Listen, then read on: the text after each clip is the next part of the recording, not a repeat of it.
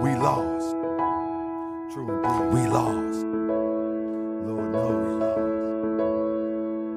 I'm about to say something to make you not like me.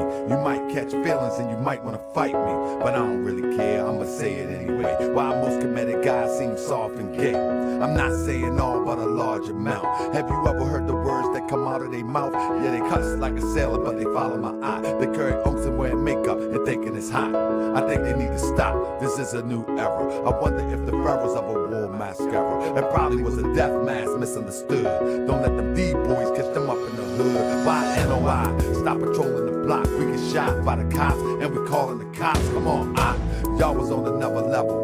The black man was God, the white man the devil, now the white man, or better yet the European, and the Mars and the bean pies are sold by Koreans. I'm talking what I'm seeing, I'm just a reporter. How you call a woman to be and you got a daughter. Talking about the Hebrews that demonize women and choose Esau over brothers and kin. Probably timid, soft, and scared to fight. Yelling and wearing spikes, trying to fake me out right. But you can't fool me, cause you make a little noise. Cause deep inside, y'all some scared little boys. You really wanna ride, let's take it to the beast. Get revenge for people killed by like these. Yeah, right. Y'all ain't busting the grape. It appears that you fear and you in love with hate. Correct me if I'm wrong, we might all don't get along. European psychology got us all gone. You think we divided? Cause I wear fez and she wear oak and he wear dreads. But the vision don't start there, it starts in the head. I'm here to wake you up and get you out of the bed. We lost. To get you out the bed. I'm here to spread love and get you out of the bed. The vision don't start there, it starts in the head. I'm here to spread love and get you out the bed. Wake up. I'm here to spread love and get you out the bed. Wake up. I'm here to spread love and get you out the bed. Wake up. I'm here to spread love and get you out of the bed. Wake up. I'm here to spread love and get you out of the bed. Oh yeah, I'm here to spread love and get you out of the bed. Y'all think we divided cause I got a fez and you wear unk and she wear dreads. Y'all think we divided cause I wear fez. The vision don't start there, it starts in the head. And she wear unk and he got dreads. Moors need to wake up too, so I'ma wake up you. So we can get together, do what we gotta do. We ain't done much since the prophet left. More standing on law, we still in this mess. Haven't built the town to hold us down. Paperwork can't fear us, we looking like clowns. Never been to the temple, claim we follow the prophet, but I follow the prophet. I understand logic. People in the temple, time to hit the streets. Everybody do their part, we ain't getting relief. The murder rate can be more, it's just gone crazy. Dope fiends ODing in the hood on the daily. Weed waste with chemicals, you drink and serve. We fighting over information, we got some nerve. They say that we conscious, we might know a little something, but we just frontin' cause we haven't done nothing, we lost. You think we divided cause I got a fez and she got a cross and he got dreads. You think we divided cause I got a fez and he got an unk and he got dreads. You think we divided cause I got a fez?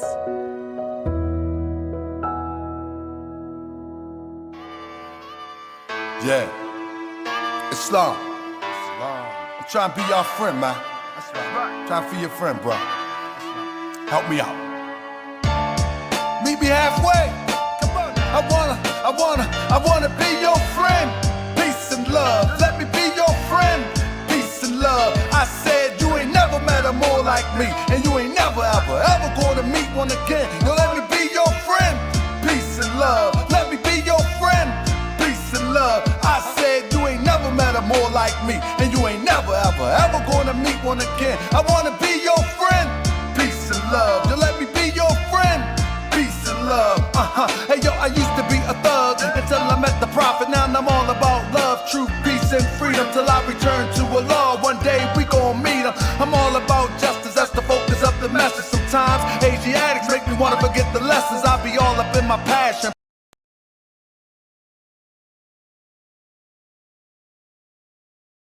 You've heard from the new Black Panther Party and other individuals who had their comments and so on and so forth.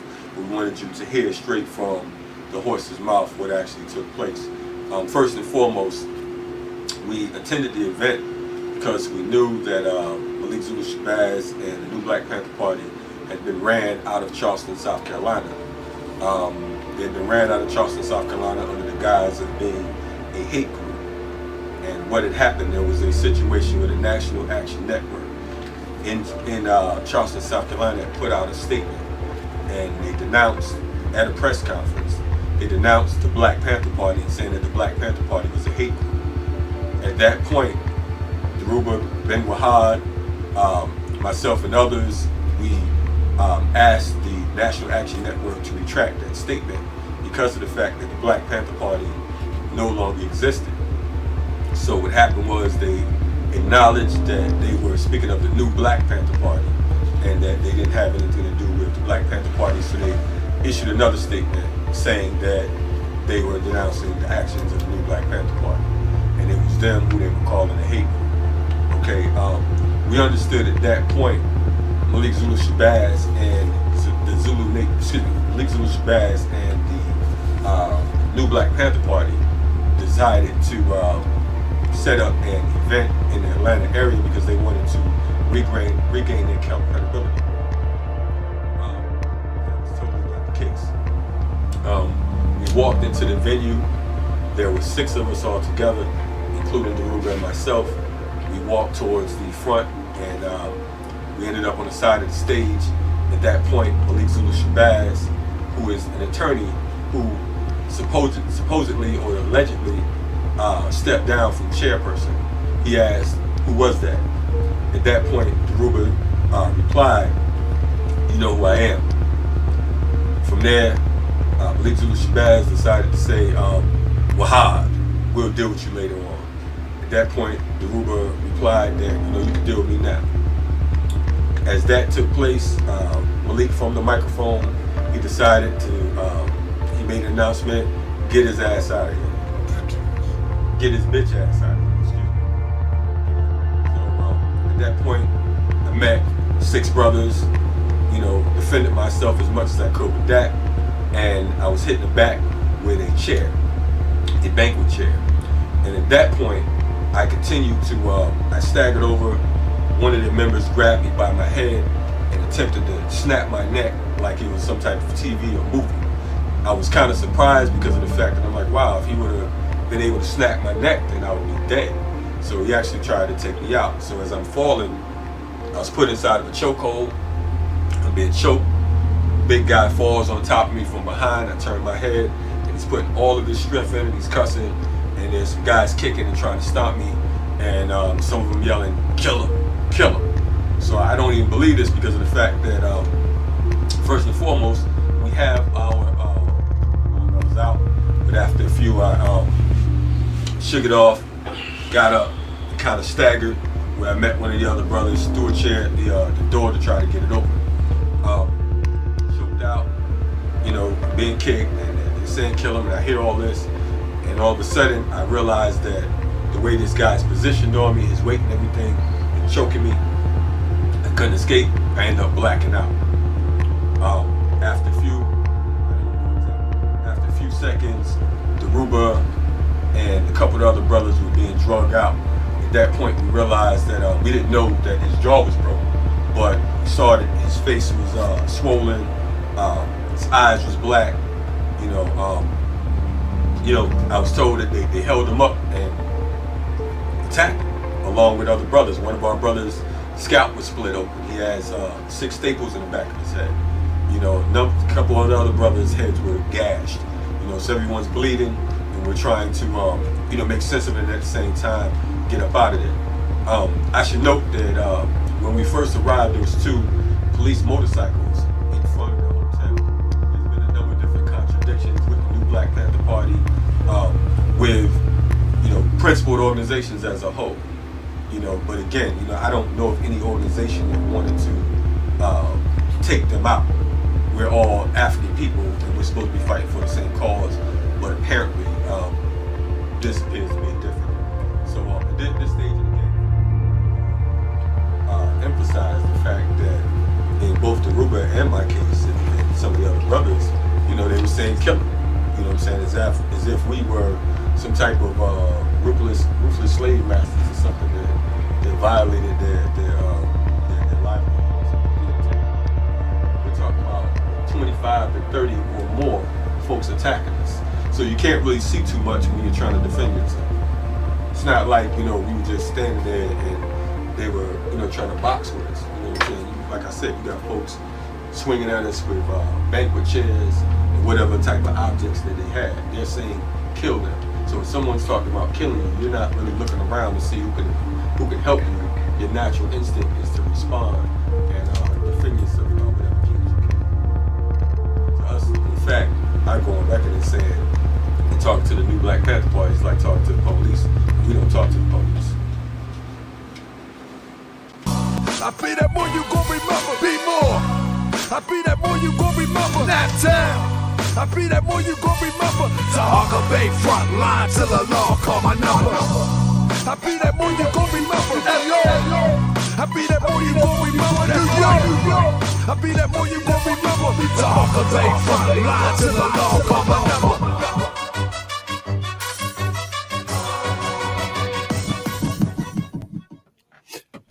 Peace, peace, peace, family. Peace and love, family. What I want you to do right now, and I want you to share this, if you can. Can everybody try to share this to one or two of your social medias? Try to share this to one or two of your social media. Let me say, Morse World TV platform is dedicated to the truth. And we dedicated to the truth, whether it was then or whether it is now or whether it's yet to come. I don't know. I can't explain how this drops into my lap. I can't explain it, but it's in my lap. And I'm not talking about this topic. I'm just talking about the topic of touching issues that many people are scared to touch. Some people may say it's the universe. Some people may say it's the ancestors. Some people may say it's just time for us to confront our organizational demons.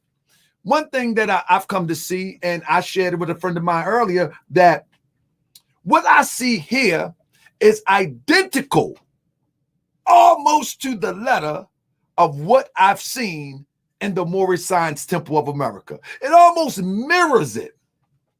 And I'm just not talking about what happened to the elder Dhoruba. I'm talking about from the infiltration of the Grand Master J, from the provocative nature of the agent behavior of Malik, to the provocative and weird ambulance chasing of Big Shirley, and even into the assault on our revolutionaries, and our leaders and elders such as Dhoruba, and disrespect to the political prisoners, all of that. I've seen all of this in the Moorish paradigm, and I continue to see it. And so I guess I'm not going to let up on the gas. I can't let up on the gas. One of the reasons I wanted to look at this story is because if anybody had been following the show long enough, you'll remember when Crystal Muhammad, she was on the show, and to throw Malik under the bus, she had mentioned that they jumped Dhoruba in Atlanta. Now, mind you, I was not totally aware, and to that truth that I wasn't totally aware of, that I wasn't aware of all of the crazy politics that went into what they were affectionately called the Black Power movement. I never knew there was groups that was just sex craves men and sisters that would fall for the okie doke. Even Europeans fall for the okie doke for people like Ali Muhammad. I never knew. I just never knew this stuff. I've always thought that from what I learned from reading about Aaron Michaels or or listening to Dr. Khalid Muhammad, I've always thought that the most outrageous thing about these organizations was calling the European the devil, the cracker, and just rerunning it and rerunning it and rerunning it and rerunning it and rerunning it. I thought that was the length of the extreme. That they just keep calling the white man the devil, that the white man is the dog, that the white man... I thought that was the extent of the extreme. I'm serious. I never knew that there was sex crazed orgies. I never knew that they would attack each other physically. Let me tell you something. If I was paying close attention and I would have figured out this story, there's a strong possibility that Big Shirley now would have been in for a surprise when they pulled up, because that was the same energy that Dhoruba faced. This aggressive, reactive energy. You know, y'all know about that aggressive, reactive energy? Where ain't nobody thinking, where everybody think that they must respond aggressively without using intelligence, logic, or reason. If a person, now I thought it was goofy that they was live on YouTube, but if you would drive all the way from Texas to pull up to prove you're tough, the YouTube part killed it for me. However, something wrong with you. Something truly wrong with you. But that is that reactive energy. You feel what I'm saying? And I would not touch it because of what somebody just said in the chat. COINTELPRO.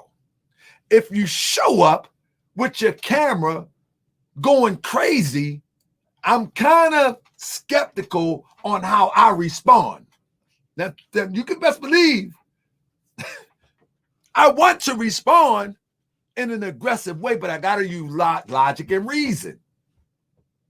I say all that to say this. Family, we got 326 people right now in this chat. And I want to be interactive with you right now. Family, one of the qualifications that I use in the Moorish Science Temple of America, and when you hear me say Moorish Science Temple of America, don't think I'm trying to get you put a fez or turban, button, or anything else on and get you carrying the Quran. Only thing I'm using as the comparison so you can see the principle in which I'm drawing from. One thing that I've said to people in the Moorish Science Temple of America, especially on the internet, when we had these people that was coming on the internet out of nowhere, I would always say it was a guy named Mark Ritchie. He's the one that made the saying Grand Rising. He made that popular. Grand Rising, Moors. Moors always say Islam, but he came Grand Rising, Moors. And the way that I was able to discover him and just knock him out the box, he's no longer trying to infiltrate the Moorish paradigm because I exposed him so bad. I exposed him so bad as being a friend of George Bush. He had an office in the White House. I mean, I exposed him so bad. It was horrible. But one of the things that I noticed about him, and it's consistent here too, is that who are your elders? Family, if you want to know who somebody is, all you have to do is begin to ask, who are these people elders? When you look at a Malik Zulu Shabazz, without Dr. Khalid Muhammad, he has no elders. Y'all hear me? Without Dr. Khalid Muhammad, how did he meet Dr. Khalid Muhammad? He was in some student organization and he brought him there to speak at Howard. All right. So move Khalid out of the picture. Who is Malik elders? See, you cannot learn Black Power from the principle of what Black Power stood for, from the founders of the Black Power movement. You cannot learn that from some Johnny come lately trying to freestyle. Can't learn that. You can't learn Moorish science from a Johnny-come-lately trying to freestyle. We know how that goes when the European try to teach you Egyptology and don't know nothing about ancient Kemet. We know how that goes. When the European try to teach you Christianity from Catholicism when he don't know nothing about the original story. We know how that goes. But it's the same thing in this era of time. It's the same principle. No elders, you have no connection and the chain has been broken. I say that all to say this. Do you realize that every elder that I've looked up has denounced Malik as an agent? And I'm talking about elders from the original Black Panthers. Do y'all hear what I say? Press one if you hear what I say. I'm going to show 2 or 3 tonight. Do y'all hear what I say?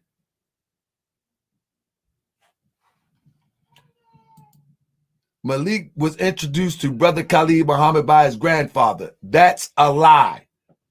That's a lie. That's a lie, P. Renee. That's a lie. Come here and debate me on it. Mind you, I interviewed Brother Malik. I have 3 to 5 hours of footage of Brother Malik of me asking him these questions. That's a flat out lie.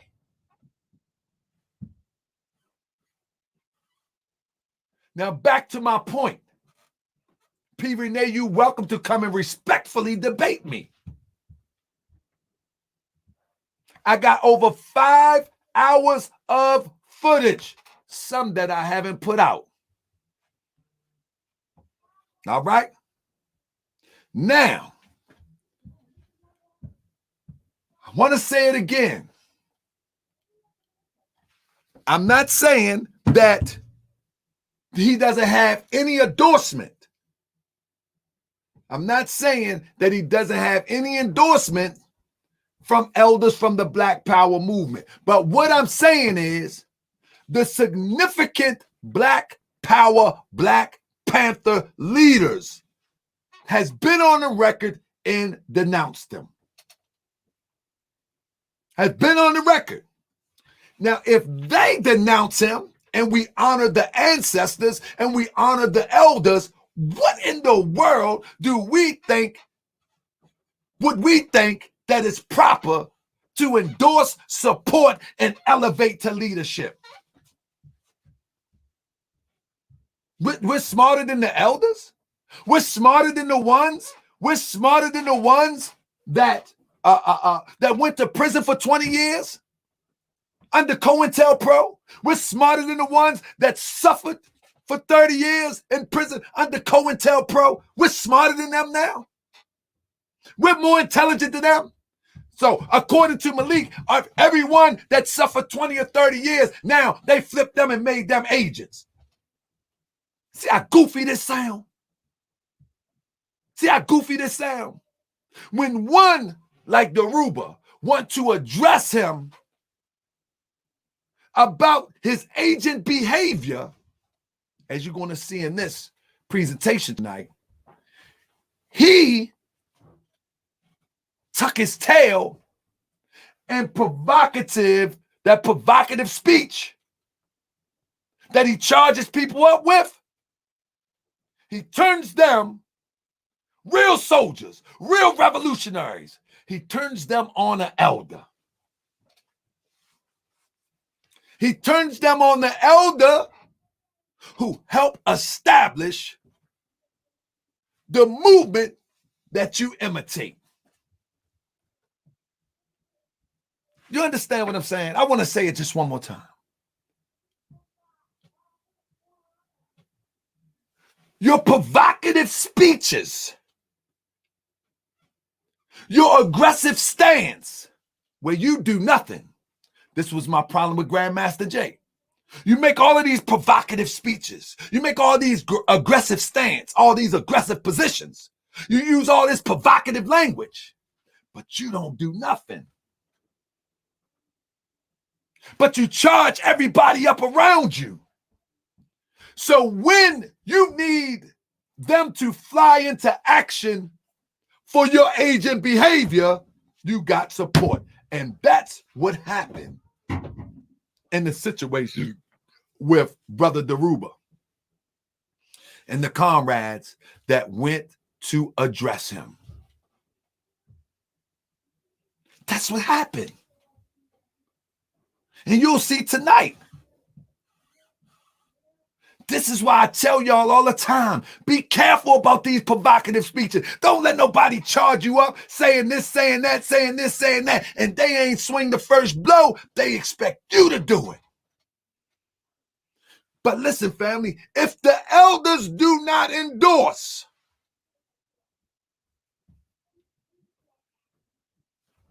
take another course. Reroute. The elders don't endorse this madness.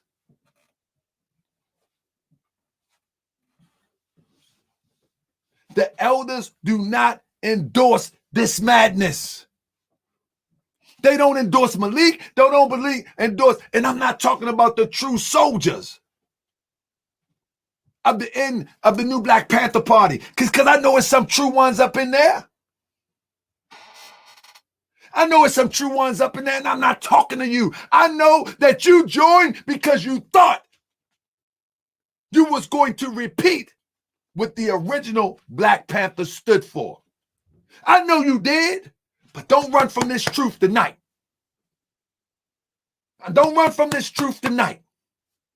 I know you joined these militias, these militant groups, just because you wanted freedom and liberation. But let me tell you something. If you recognize that this is a fraud, it's up to you to make the difference.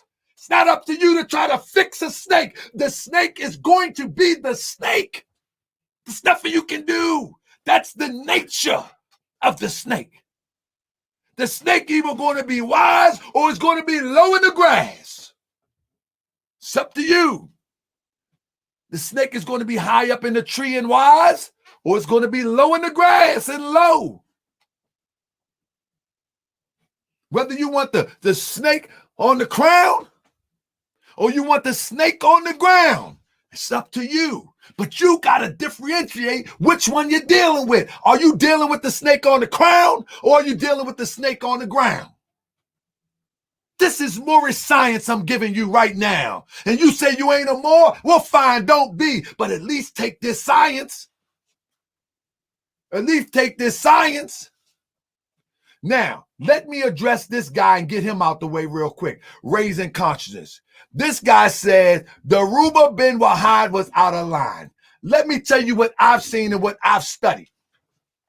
What I studied is that Dhoruba, being a civilized freedom fighter, brother, and don't you run today. But Dhoruba, being a civilized freedom fighter who spent over 20 years in prison, did not expect that he walked into a room with someone using his namesake and he had a disagreement would attack him like he was a savage dog. How was Dhoruba out of line to walk into a public forum to address his brother on a disagreement and walk out with a broken jaw, a concussion at 70 years old? Raising consciousness, your consciousness have not been raised. You still lower than a worm. You still playing handball with the curb. You playing handball with the curb. If you telling me that in this civilized world and consciousness that you can't walk into a public forum and address your brother, fool, you done lost your damn mind. Pardon the speech. You are sick. You mean tell me we have turned into the savage that we fight against? We have turned into the savage that we fight against. We can't walk into and address my brother because I disagree with you wholeheartedly. I must walk away with a concussion. I must walk away with a broken jaw. I must walk away drinking from a straw. Are you serious? Brother, you are sick. You have become the slave owner that you claim to fight against. You are sick. You are the sick one. He was out of line for walking into a public forum. Are you serious? Are you serious? Let me tell you something. What this has come to is this. What this have come to is this. This is what this have come to. We are so dead in the mind that we believe that a savage response is acceptable. We believe that a savage response to being addressed is acceptable. Now you tell me we have not become the devil that we claim to fight.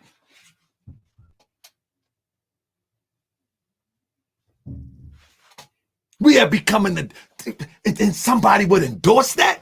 The man is 71 years old. And you're going to endorse that? That's what you're going to do? That's what we're going to do. We're going to endorse that.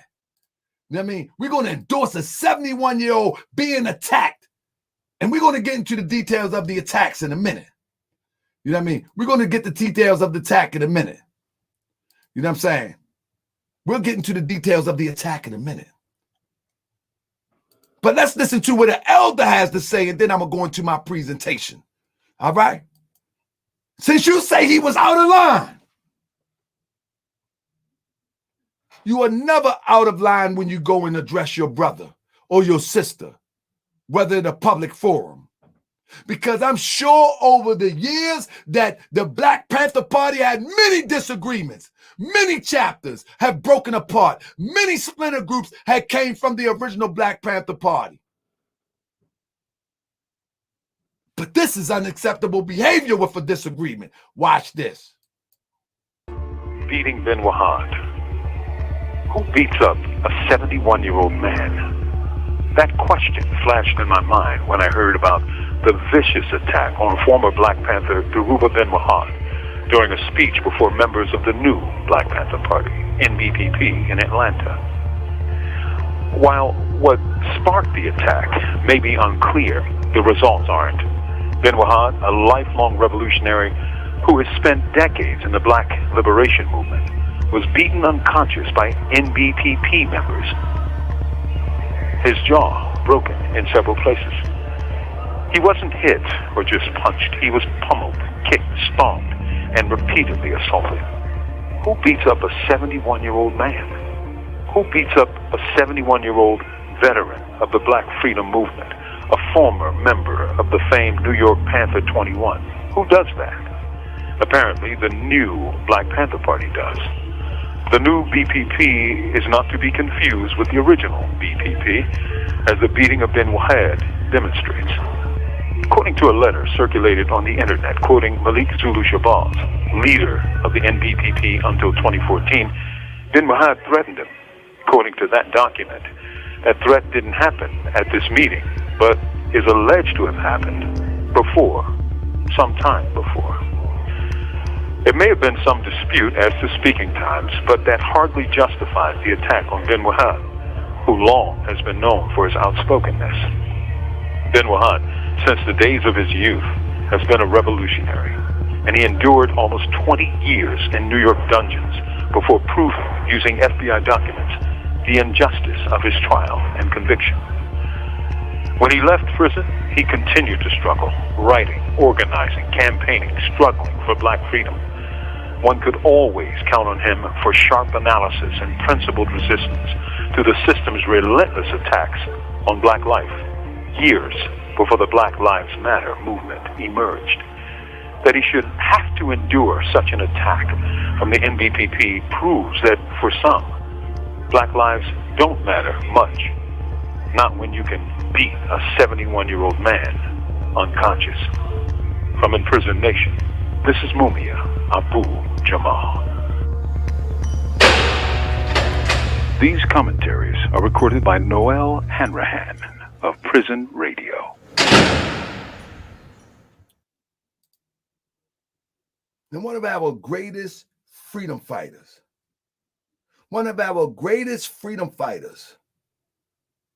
speaking on this 2015 incident, You follow me?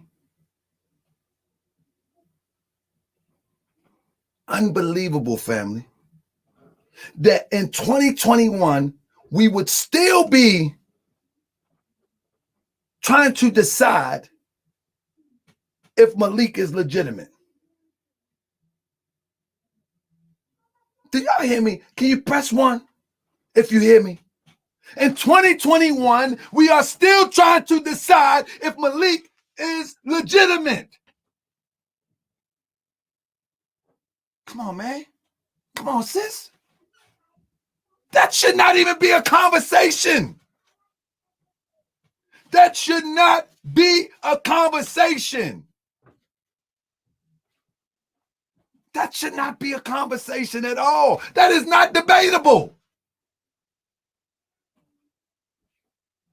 Since the 90s, he has produced nothing in the name of Black Power. He has produced nothing in the name of Black Power. Nothing. Not a trinket. Nothing. Do anybody have any comprehensive studies on the Black Panther Party and the accomplishments? Because sometimes we like to all look at the bad. Sometimes we like to all look at the bad. But tonight we're going to talk about some of the good. Let me get started real quick. First of all, let's go up here.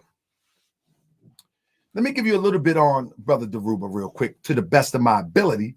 I just did a little bit of research because I want to show that some things never change, family. Some things never change. All right. So where I'm at right here. Dhoruba, and they said Bin Wahad, born Richard Earl Moore, 1944, is a writer, activist who is a former political prisoner, Black Panther Party leader, and co-founder of the Black Liberation Army. Dhoruba in Swahili means the storm. Family, we are going to go and do a piece on the Black Liberation Army. Anybody familiar with the Black Liberation Army? You know how serious they are? You know, anybody familiar with the Black Liberation Army?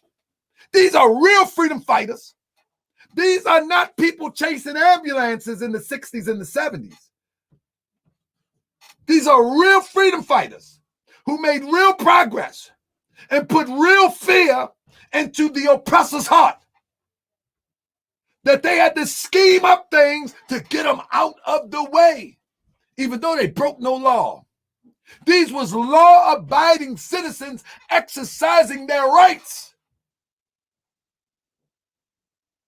These was law-abiding citizens. When people try to act like the law don't matter, no, these was law-abiding citizens exercising their right. And we try to downplay it, you know what I mean? Because these agents,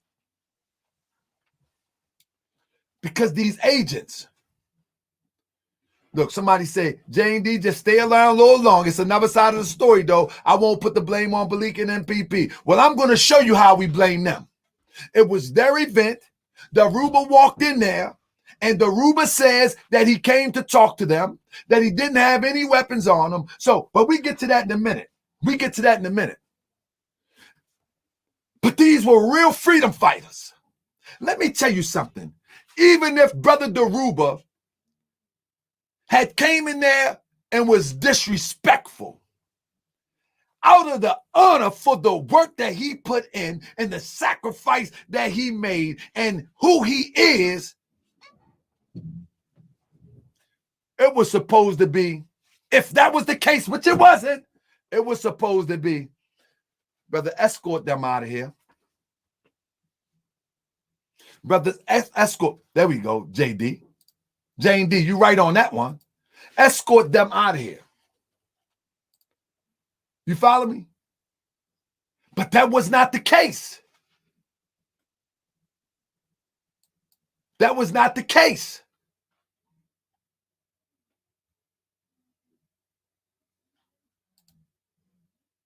The case was, let me go on with this first. Let me go on with this. let's look at this. On May 19, 1971, Thomas Curry and Nicholas, let me blow it up for you. Thomas Curry and Nicholas Benetti, two New York City Police Department officers, was guarding a home of Frank S. Hogan, the Manhattan District Attorney, who fired upon in a drive-by shooting, who were fired upon in a drive-by shooting with a machine gun. The officers survived, but there were, let me spread this out for you.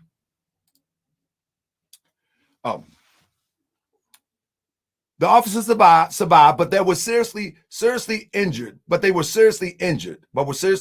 sustaining shots to the head, neck, chest, and abdomen. The shooting took place during a period of intense violence between black activist organizations and the New York City Police Department. 2 days later, NYPD officer Waverly Jones and Joseph Piganati, I think I'm saying it right, were shot and killed outside a housing project in Harlem. Follow the story now. Wahad was arrested and initially charged with robbing a South Bronx social club, and then was later charged with attempted murders of Curry and Benetti.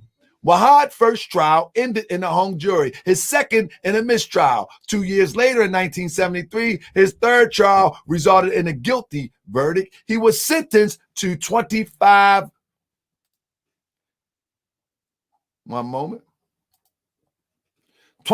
years to life, if I'm not mistaken. That's what it is. Let me make sure I get this right.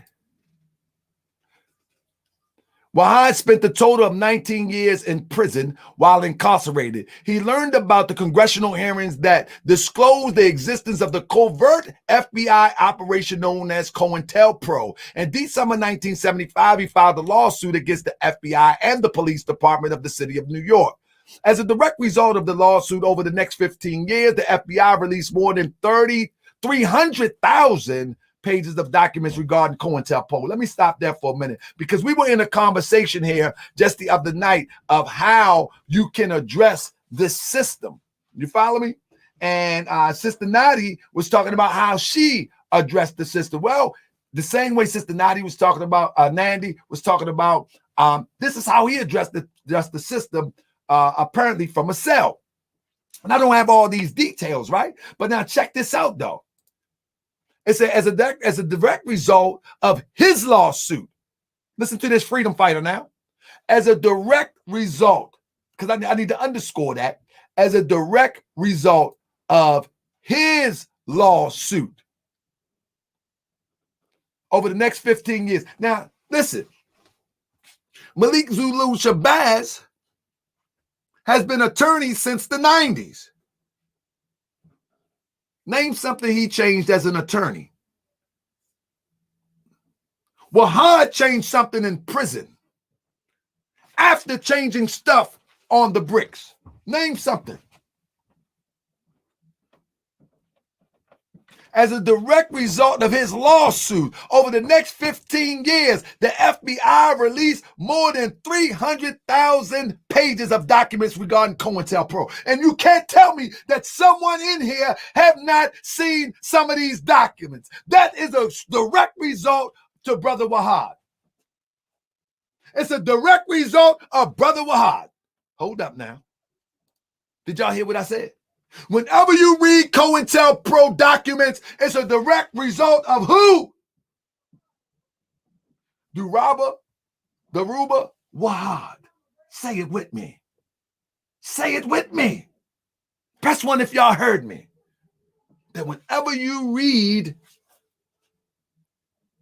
COINTELPRO documents from the FBI, it's a direct result of Dhoruba Wahad. Press one if you hear me. Press one if you hear me. I want to make sure that you're with me, family. Because these snakes and these frauds, these provocateurs have done nothing. Have done nothing. If Dhoruba only did that, he did way more than all these fake freedom fighters have done in the last 30 years. You understand what I'm saying? So there's a level of respect that's supposed to come. But you people don't study history. I'm talking about fake freedom fighters. They don't study history. Or they know history. And And they do their best to cover it up. And they do their best to cover it up. Many of us who research the Black Power movement or COINTEL, we never knew that until today.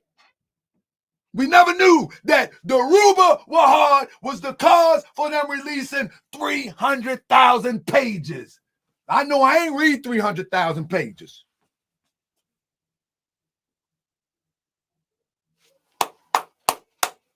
Salute to Dhoruba. Salute. Talk about he was wrong. Let's get it. Let's get it. Unbelievable us sometimes. The COINTELPRO, thank you, Roger James. I appreciate you. The COINTELPRO documents were on the basis of which Wahad appealed his conviction. And on March 15, 1990, Judge Peter J. McClellan of New York Supreme Court in Manhattan reversed the ruling that the prosecution had failed to disclose the evidence that could have helped Mr. Wahad's defense. You see? This is a real freedom fighter here. Now, guess what can happen? You, on the front line of freedom fighting, you can correlate if you're targeted with the COINTELPRO organization that may be still in existence under a new name. You understand what I'm saying?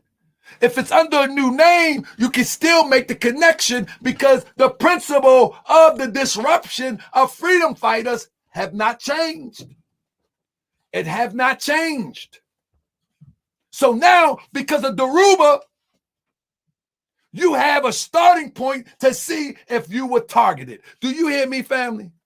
If you are out there freedom fighting, you get caught up, you have a starting point to see if you were targeted by the measure in which he was targeted and by the measure that he addressed and had 300,000 pages released to you. I mean, give honor. Well, you say you honor the ancestors? When? Where? Who? What? You say you honor the elders? How do you honor the elders? Saying it? And these people are snakes.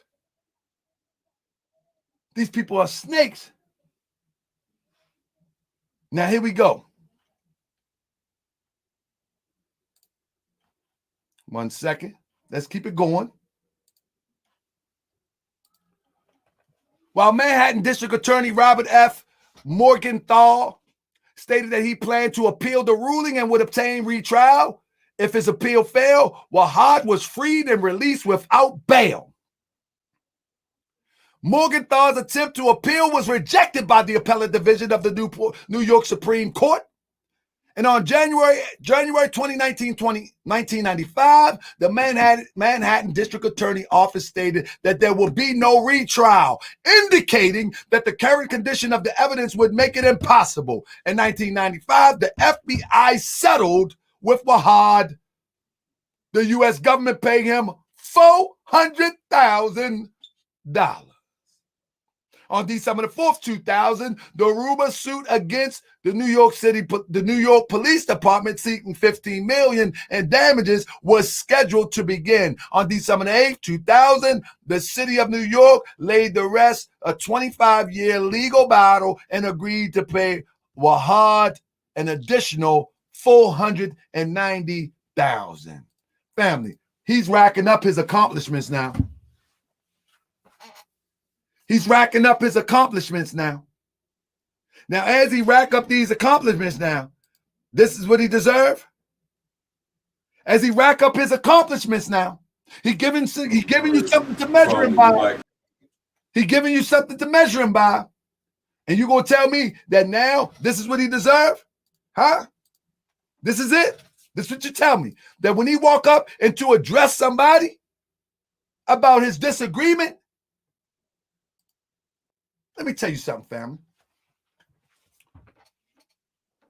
When people put their life and limb on the line for you and I, and they have done that in the 60s, when people do that and have done that, they take this work to heart.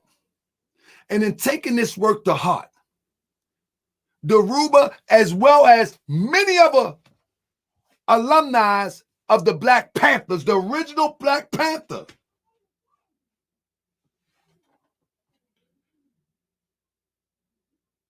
they took offense to the rhetoric that the new Black Panther was spitting to the public in the name of freedom fighting. They took it personal. They didn't take it personal where they wanted to see harm done to anybody. They took it personal where they wanted to draw the line, say, I know what y'all doing. I see what y'all doing. This is not what we have done. It's not what we represent. And you're misrepresenting what we built, what we stood for, what we established. And you're using the name. That was the whole conversation. And that was the intent. But I mean, that's the whole conversation. That was the whole conversation before this incident, before this attack. Now, here's the caveat to that. Malik act like he did not know who Dhoruba was. This is the caveat. He act like he didn't know who Dhoruba was when he walked into that building. And so the people that he had rallied up, the people, and I'm gonna do a recap in a minute. The people that he had rallied up, the soldiers, true freedom fighters that joined in NBPP for pure intentions and purposes, they already riled up. So what do? They respond to Malik. Now hold on now. Now hold on. Before I go back on Malik, let me get up here. Dhoruba Bin Wahad was hospitalized after the August 8, 2015 attack with serious injuries, including severe concussions, ecchymosis of both eyes, deep lacerations, and a jaw broken in 3 places that required an operation to wire it shut. Insert a titanium plate to stabilize his bone. Now, you're going to hear in a minute that I don't know what type of savages we have become. Let me just play this real quick. Let me see if I can just play. Give me 1 second. Let me see if I can just play something real quick. Let me see. Let's look at this. If we had been coming to this particular summit or forum with any intent of malice or to rumble any of that type of stuff, we have plenty of members, we have plenty of folks who are highly trained in security that we would have called upon, but that wasn't our mission. Our mission was just to deal with the facts and to point out the contradiction. Hold on, let me turn my fan on. It's getting hot up in here. Turn my fan on, it's getting hot in here. Now, what you just heard, right, was that, let me play it again. Get my fan right on. If we had been coming to this particular summit or forum with any intent of malice or to rumble any of that type of stuff, we have plenty of members, we have plenty of folks who are highly trained in security that we would have called upon, but that wasn't our mission. Our mission was just to deal with the facts and to point out the contradiction. Now, when you listen to the brother talk, he says that if they were coming to rumble, basically, if they were coming for war, they wouldn't have came with 6 people. They are a big organization. You understand what I'm saying? Literally, they came with the elder Dhoruba to address the elder concerns of them misrepresenting Black Panthers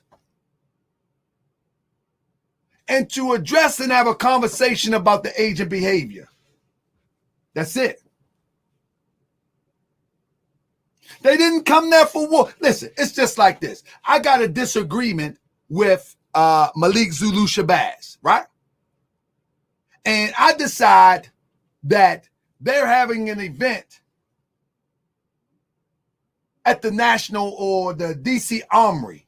And I walk in there, me and a few guys, thinking that we're going to have a conversation. And I get jumped. That's basically what happened. Dhoruba and the comrades did not expect this savage-like behavior from one who is carrying the brand Black Panther. You follow me? They didn't expect this type of savage behavior from one who's carrying that brand, because that brand, whether it says new Black Panther or this Black Panther or that Black Panther, the Black Panther was not predicated upon attacking one another. So they came to express what I've studied, and they'll be on the show soon, inshallah, as the Arab boys say, inshallah, God willing. They came to express their concerns of the misrepresentation of what they establish. But in addressing those concerns, what happened was madness. Watch this. As Dhoruba just stated, no one with him knew in advance that he would be walking up front. He was attacked from the rear, strangled, thrown to the floor, punched and kicked. So basically, no, we actually, as we were walking in, we kind of thought that we were going to all go sit down, but actually Dhoruba walked up to the side of the stage, and naturally, you know, we're with him, we're going to follow him. We're not just going to allow him to get on stage. So what he's explaining, and the brother is, he's not sugarcoating nothing. He's saying that he thought that when they walked in there, that they were going to go and sit down. However, Brother Dhoruba, he approached the stage. And from that point, they accompanied their comrade. But in approaching the stage, he never expected this savagery to take place. Now, people may say that, well, he shouldn't approach the stage. Listen to the state of mind of a freedom fighter if you can. If you're a freedom fighter, it's like this. I'm a Moorish American, right? I disagree with a lot of Moors in the temple, outside the temple. But one thing I don't expect, and maybe I should, but I don't expect that I would walk into a Moorish Science Temple of America and ready to address them with my concerns, and I would leave with a concussion. I don't expect that. You know what I expect? You gotta go, Mo. They can call me Mo. You gotta go, Mo. Hey, man, get him up out of here. Escort him up out of here. But I never would expect that we claim to be the civilized that I will walk away with 3 jobs. Maybe I should.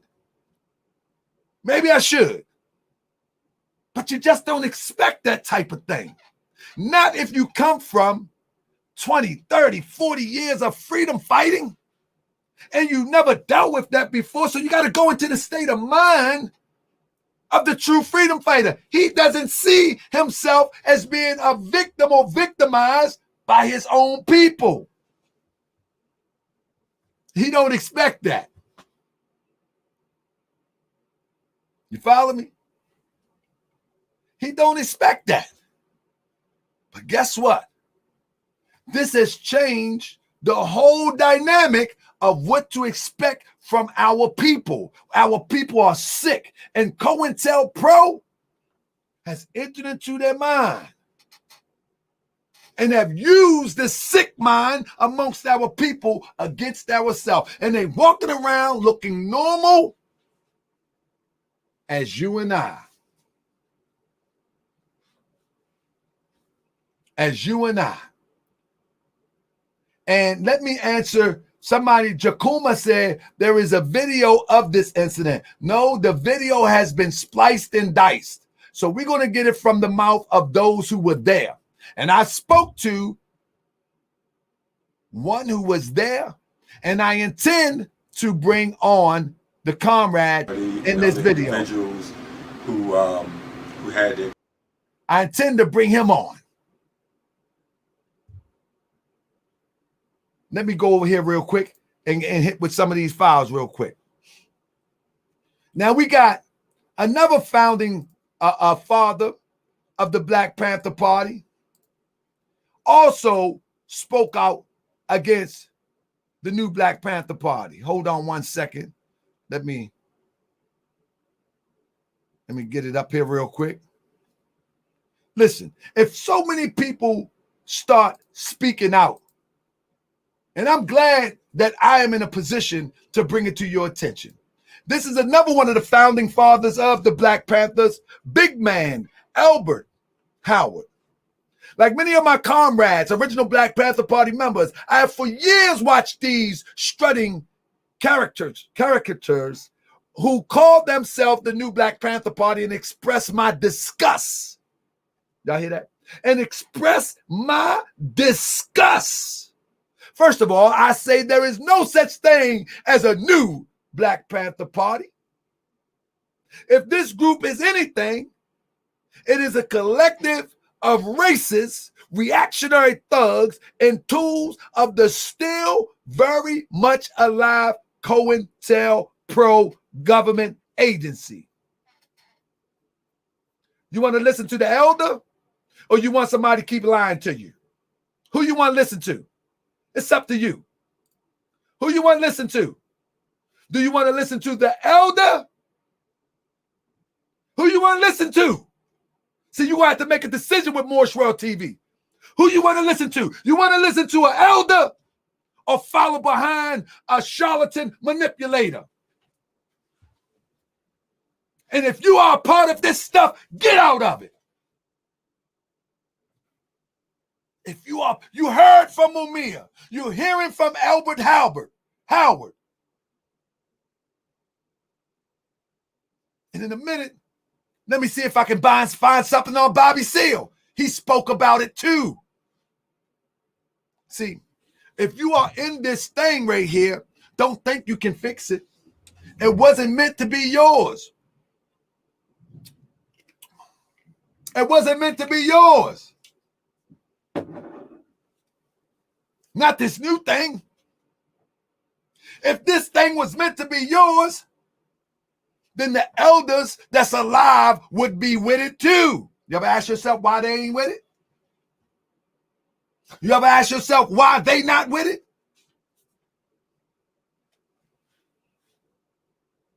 Why ain't they with it?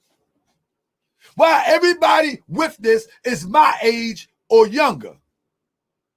No elders, no advisory board. Why? You know the amazing thing about my leadership in the Moorish Science Temple of America? That I have those that are my senior that looks to me as the leader of our organization. Isn't that amazing? Isn't that amazing?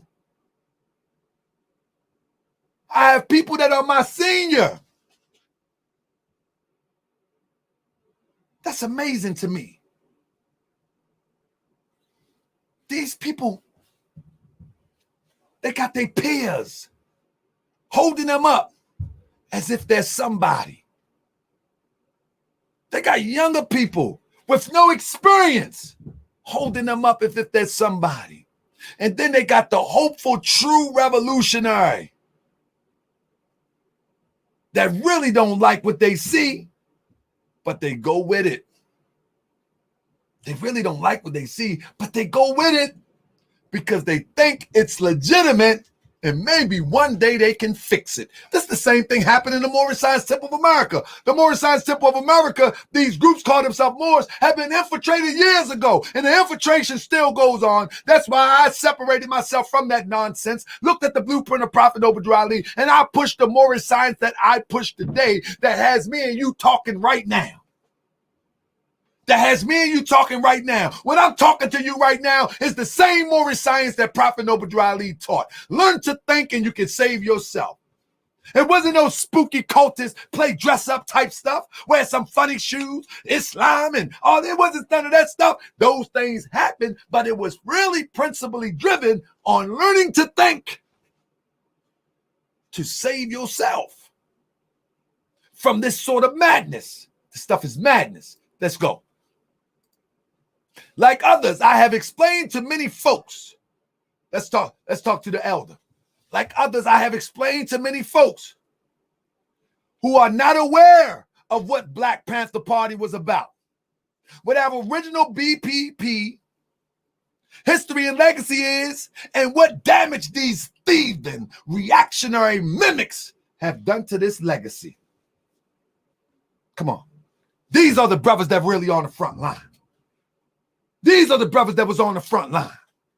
This makes me angry, as I am now 77 years old with just a limited amount of energy, and I'm getting tired of doing this. So in the past, I have limited my comments to an extent, as I've always felt that these fools need to be given as little acknowledgement and public attention as possible. Come on, talk to me. Talk to me. Listen to the elders or listen to the infiltrator. Listen to the elder or listen to the agent. Listen to the elder, family. Listen to the elder. Let the ancestors speak. And when they speak, you need to hear. Take heed. Develop your own organization, but get away from these agents. Get away from these agents. If the elders have rubber stamped them, then they may deserve a chance. But if one elder rubber stamped them and 20 do not support or rubber stamp them, then it's up to you to keep it moving. Get your brothers and get your sisters and get your friends and create an organization that's worthy of your time. Because this ain't. You follow me? Now,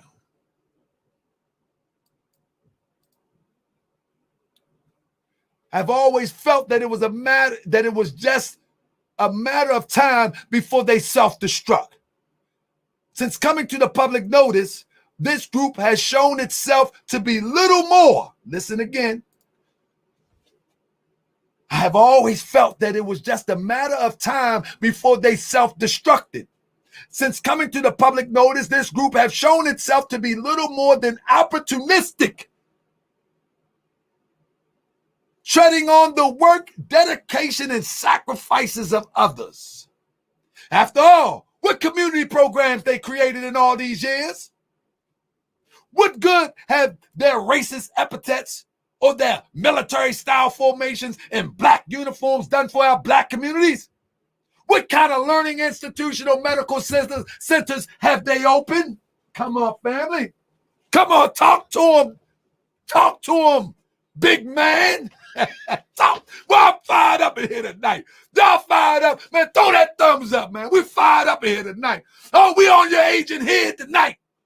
We on your head tonight. We on your head tonight. And all the true freedom fighters need to come together. The true freedom fighters need to come together. They need to create a board and they need to oust these madness. They need to oust this madness. They need to stop accepting this. You only roll with dirt if you're dirty. You only roll with a fraud if you're a fraud. You only roll with fake if you're fake. Because we said years ago, real recognize real. Ain't that what we said? Real recognize real. If you roll with a fake, use a fake. If you roll with a fraud, use a fraud. If you roll with an agent, you might be an agent yourself and don't even know it. Because we said it. We coined the phrase. Real recognize real. But if you ain't real, you won't recognize fake. Because you might be fake yourself. You might be fake yourself. Oh, yeah, we're going to fire it up tonight. That's right. Shout out to Dhoruba. I got you, brother. Hold up. I reloaded. Hold up. I reloaded. That's right. We're going to reload on you fakes. But now I have had enough. They have crossed the line, a clear line in the sand. This is big man talking. Listen to big man talking.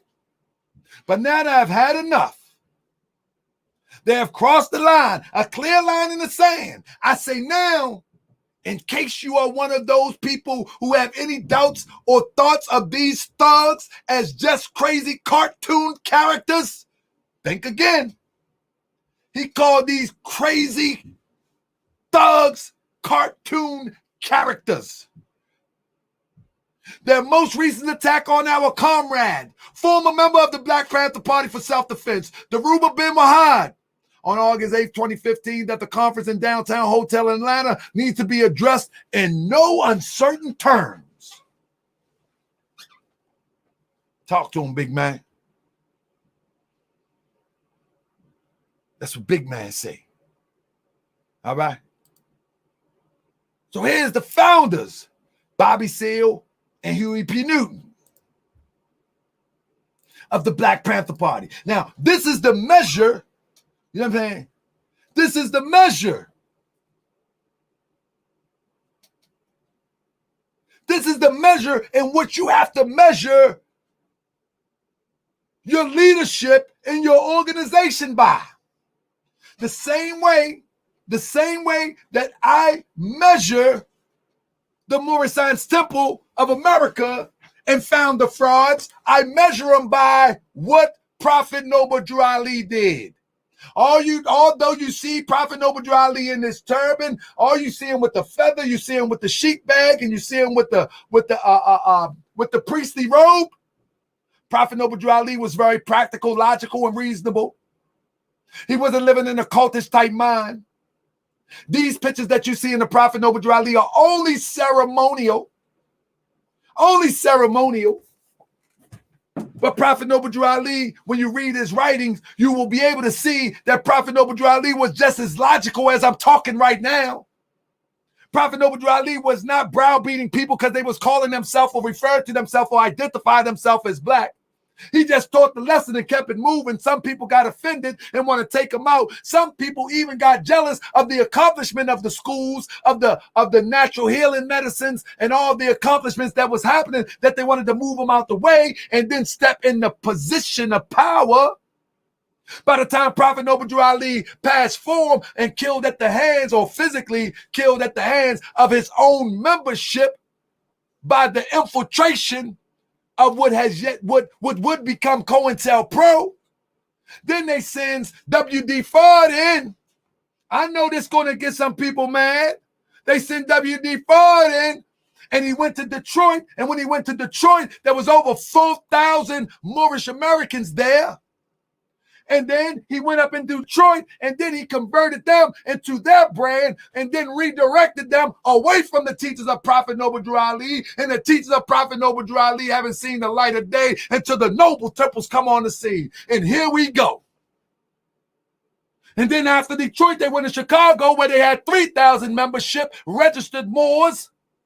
That was practical Moors, had their own stores, grocery stores. They infiltrated Chicago, redirected their energy. They took the nickname Allah's Temple, that people would say, instead of saying, I'm going to the Moorish Science Temple of America, they say, I'm going to Allah's Temple. They called the Moorish Science Temple Allah's Temple. You cannot never find nowhere in Islamic history where they called the mosque or masjid a temple until Prophet Noble Drew Ali. And so they infiltrated that. They took the nickname, or the better known as, or the AKA Allah's Temple, and made it official. And then from Allah's Temple, they became NOI later, after the redirection and the reconstruction of what the Prophet Noble Drew Ali taught the Moors. But now let me bring it back. This is the same way that it has worked in the Black Power movement. And now you got new Black Panther, revolutionary Black Panther, Big Shirley, Ali Muhammad, and on and on and on. It's the same old soup warmed over. And because I seen it in the Moorish Science Temple of America and studying that history, I see it right here. It's the same old soup warmed over. And in the Moorish Science Temple of America, you have the Moorish Science America Incorporated that people will try to identify as the legitimate Moorish science that Prophet Noble Drew Ali brought. And right now, you have Malik Zulu Shabazz that people will identify as a true extension of the Black Panther Party, which is a flat out lie. It's a flat out lie. The Black Panthers do not endorse. The alumni do not endorse. The elders do not endorse this madness. And neither should you. And neither should you.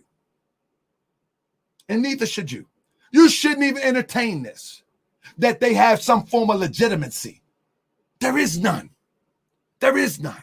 And all the legitimate people that are in it, if you see this video, I'm asking you to get out of it. Organize with some legitimate people.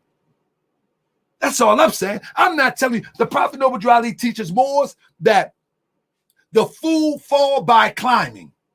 Don't be the fool and fall by climbing. In other words, if you're climbing up the hill, pay close attention so you don't fall and roll down and have to start over again.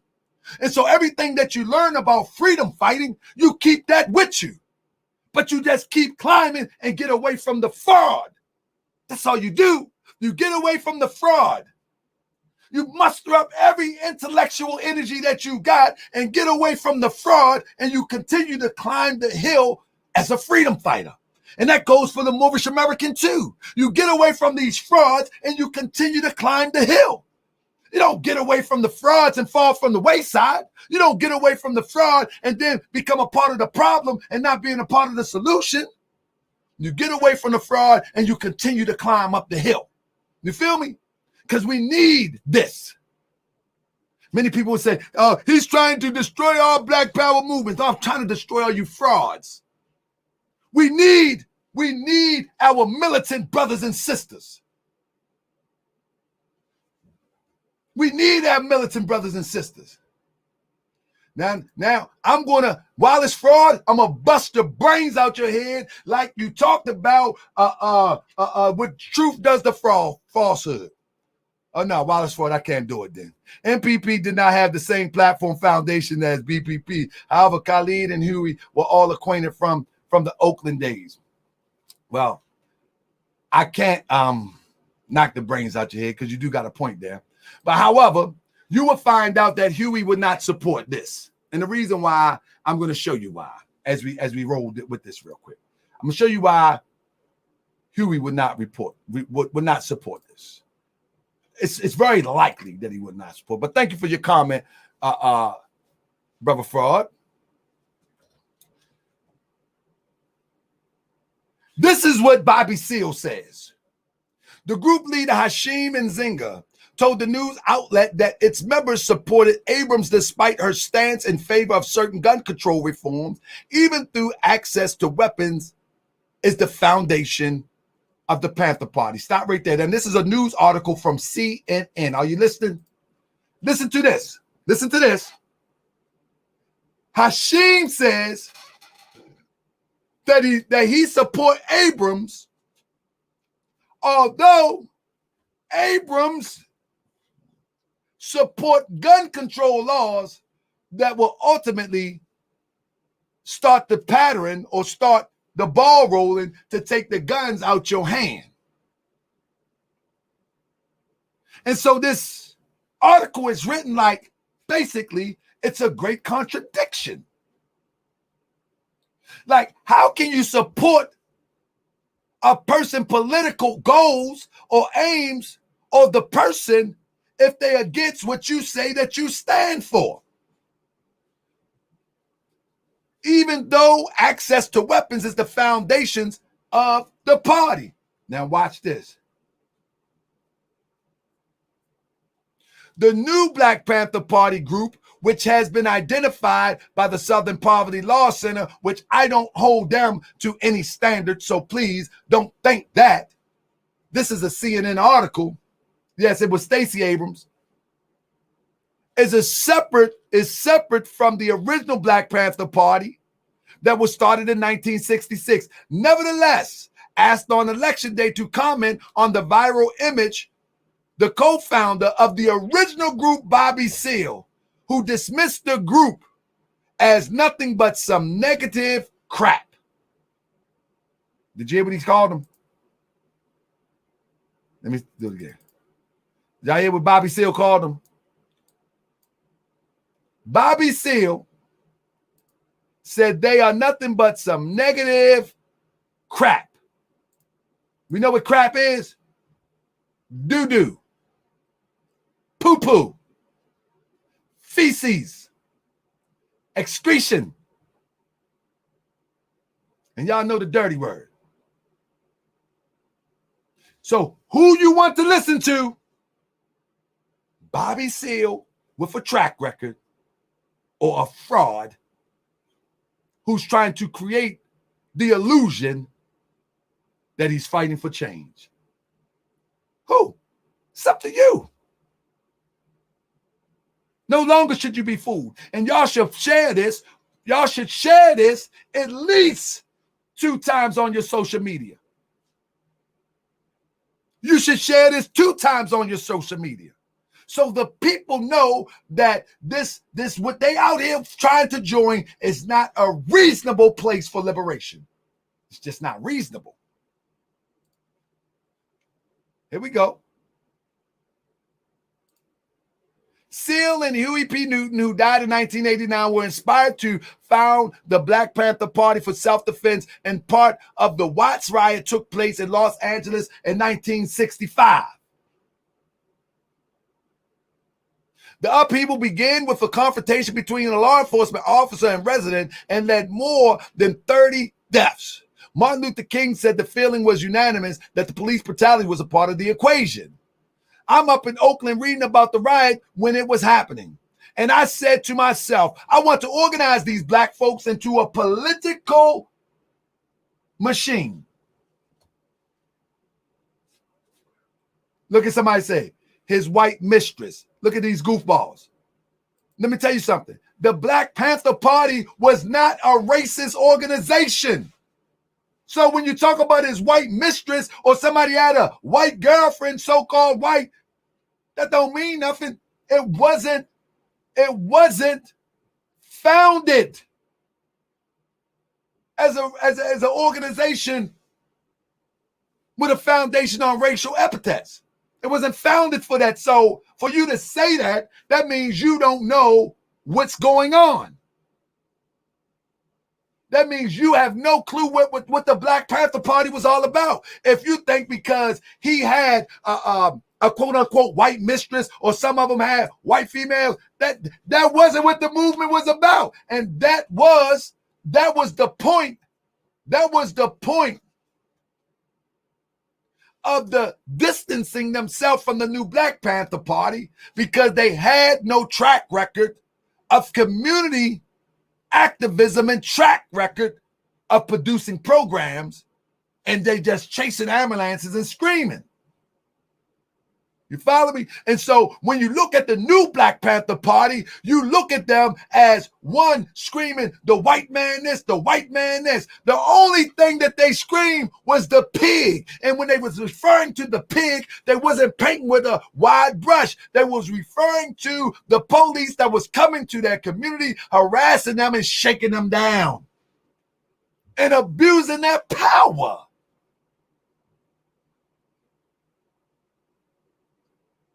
And he says that he wanted to organize black folk, quote unquote, as a political machine. What is the new Black Panther Party trying to do? We're going to feed some people. We're going to clothe some people. But that wasn't what the Black Panther Party was about. And y'all have a misunderstanding of what it was all about. He said they was organizing as a political machine. That was their goal. But I want to organize black folks into a political party to get more black folks concerned with our rights elected to political office. Most of y'all do not understand the Black Panthers if you go and talking racial stuff. Do I agree with the holding hands racially? Hey, to each his own. My position is that we as a group of people must form a political force. I agree with that. Do I believe that some Europeans is going to vote in our behalf? Of course they will. But like Bobby Seale said, his intention is to create a black, quote unquote, political machine. And this was the purpose of the infiltration. This was the purpose of the infiltration. Because if you create a quote unquote black political machine, it competes with the white power structure political machine that works against you. There's many roads to get up out this situation. Politically is one of the roads that we have seldom traveled. And what I mean is we haven't been educated on the political process. So we think when Joe Blow shows up and say, vote for me, and I'm going to get y'all some new schools, you begin to vote. That ain't the political process. You believe that such and such shows up and says, we're going to pave the roads. We're going to bring stuff back to the program. That is not the political process. And everybody just go out blindly and vote. That is not the political process. And that was not what the Panther Party was trying to endorse. And so many people have a misunderstanding of the political process. Many people have a misunderstanding of the political process, and they have a definitely misunderstanding of the original Black Panthers. But I'm going to show you tonight.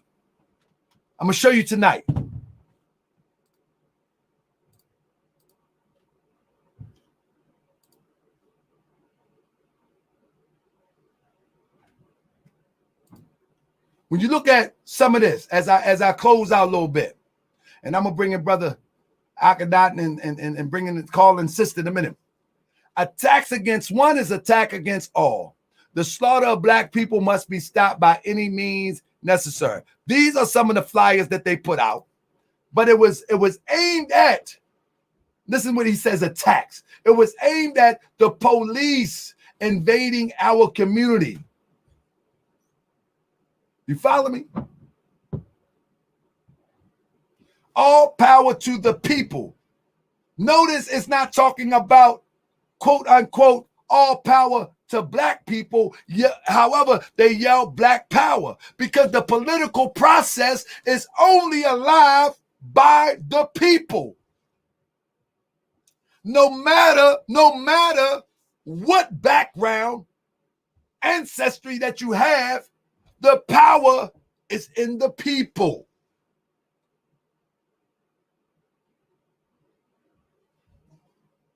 It wasn't a racial thing, but it was to protect our people against the racial oppression. I hope y'all get that.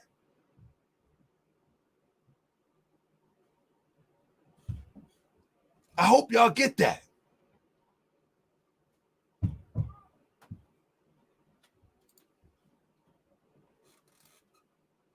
Move on or move on over, or we'll move on. These are the flyers they was putting out. But here you go. When you start looking at their political campaigns.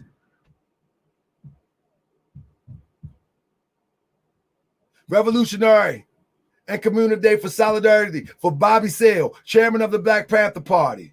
Erica Higgins, Black Panther Party, a political prisoners. Angela Davis, political prisoners.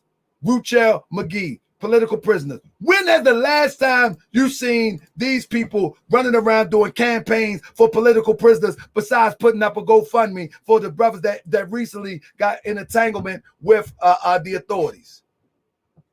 When? When? Can somebody name something? When? Only the recent change of events that have recently happened, they want to call brothers and sisters political prisoners. But we don't see none of the brothers. We don't see none of them standing out there for Jamil, formerly known as Rap Brown. We don't see none of them standing out there for Mamiya. We don't see none of them standing out there talking about any other political prisoners that have been in jail 30 years. In fact, they disrespect them.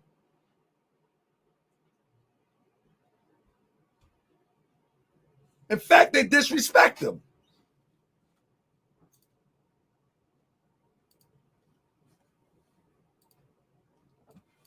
Who is that right there? Anybody know who that is? Anybody know who that is?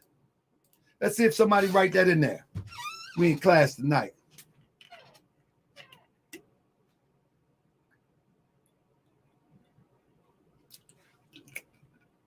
Who know who that is?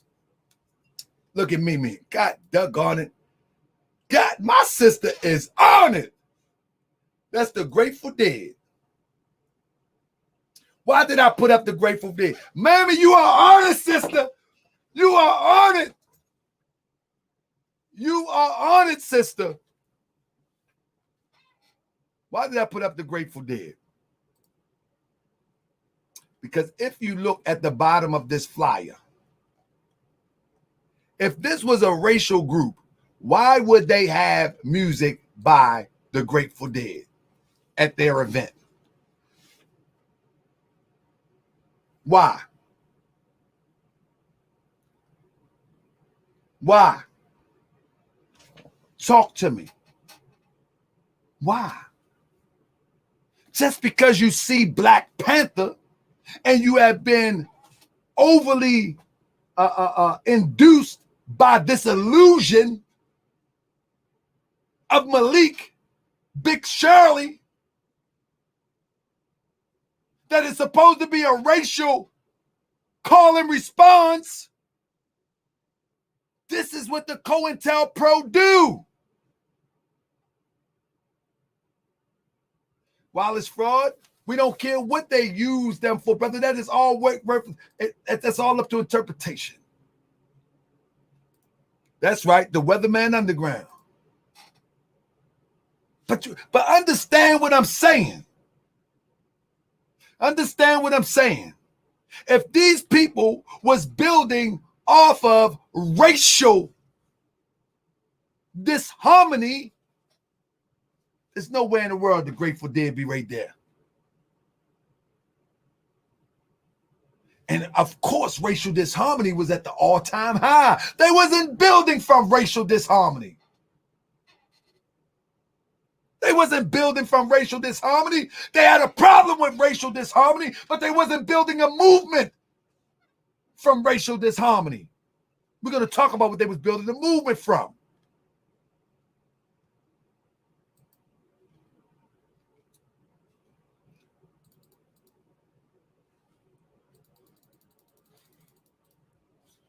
I'm going to ask you right now. I think I got 8. Let me stop. I think I got 8. I'm going to ask you, family, and I'm going to wait for you to respond. Name one sustainable program that Malik, Big Shirley, or any of these people toting these guns screaming Black Power has established that has sustained for a year or 2. Can y'all name one? I think we got a lot of Black Power supporters and people in here. Can y'all please name one? Name one program that has been sustained by Malik, Big Shirley. Malik and Big Shirley been around for quite some time now. They track record speak for itself. When the problem is that the problem with this, when someone been around over 20 years, we have a track record to go off. At that point, it's not slander. We just look at the track record and we call a spade a spade. You feel me? And if I'm wrong, I will apologize. But I'm asking anybody in this group right now. I ask you to thumbs up. I ask you to share and donate to the FDFG Academy. No, I'm playing. But I'm serious. Name one sustainable program that Malik been around since 96, 94-ish. Big Shirley been around with 2010, 2012-ish. Name one sustainable program. I just asked for one. Can you name one? Now remember, the Black Panther Party was established in 66, 67, 68, 69, 70, 71. By 5 years, they begin to break them up. They begin to break them up real hard. Y'all understand what I'm saying?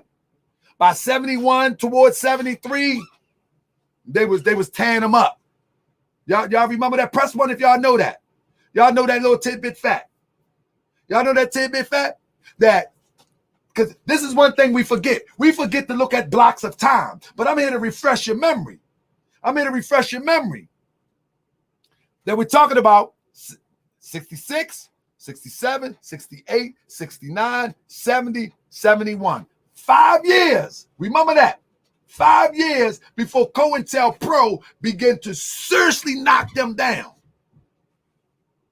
Now remember, Malik been around since 96, 97, 98, 99, 2000.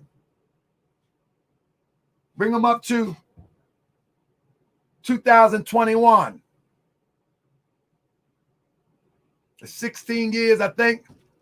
But he's been around before then, but I'm just saying we're gonna just try to look at when he became in power as a leader. And then we look at Shirley when she came into power. So y'all with me now? So no one can name a program. After 15 years, 16 years, after 10 years, no one can name a program. Y'all with me? No one. Let me show you what they did in a short period of time. The Black Panther Party, if you will. Show you what they did. Let me show you what they did. I'm going to try to name 8 programs that the Black Panther Party created. All right? I'm going to do my best. They got more than that, but I'm going to do my best to name that. Okay, we had the free breakfast program that everybody familiar with, and that the people that think they're fighting for freedom, they always say that we feeding the people. The free breakfast program for school children program was set up in Berkeley, California in 1968 by Bobby Seale and Huey P. Newton. It was the first significant community program organized by the Panther and perhaps the most well-known. By the end of 1969, free breakfast was served in 19 cities. Did y'all hear me? Free breakfast was served in 19 cities. Say it one more time. Free breakfast was served in 19 cities. Under the sponsorship of the national headquarters and 23 local affiliates, more than 20,000 children received free breakfast, bread, bacon, eggs, grits, before going to their elementary or junior high school. 20,000. Remember, they started in 68 and 66. In 2 years, somebody ain't following the script. This is the reason why I backed off from these fake Moors. Because Prophet Noble Drew Ali had the same track record. And I'm wondering why we ain't got this track record. Because we wasn't following the script. We was following idiots and fools. So I follow the Prophet Noble Drew Ali. And if you say that you want to be a Panther, then you better look at their program. Now that's the most common one that everybody know about. But let's move down. Health clinics. The clinics was called People Free Medical Centers. Did y'all hear me? Do you know the government hijacked these things? The government hijacked these things. I remember when I was small and we went to the free clinic. It wasn't by the Black Panthers though. The government hijacked these things. But listen to it. Now remember, 66 to 71, all of this stuff had happened. Listen to this. The clinics was called People Free Clinic, Free Medical Centers, and eventually was established in 13 cities across the country. From Cleveland to New Haven, Connecticut, from Winston-Salem, North Carolina, to Los Angeles. Women, according to sociologist Alondra Nelson, were the backbone of the effort. Not surprising, considering that approximately 60% of Black Panther Party members were female. Some of the clinics were in storefronts, others in trailers or hastily built structures. Most did not last long, but they offered services such as testing for high blood pressure, lead poisoning, tuberculosis, diabetes, cancer detection screening, physical exams, treatments for colds and flus, and immunization against polio, measles, rubella, and diphtheria. I might have messed that up. Nelson reports that many of the women and men involved in the PFMC went on to become credited healthcare professionals. You see? You see, this is the measure. This is the measure. They've been around over 20 years now. They've been around over 20 years. They did this in a course of between 2 and 5 years. 2 and 5 years. This is the measure. The Youth Institute.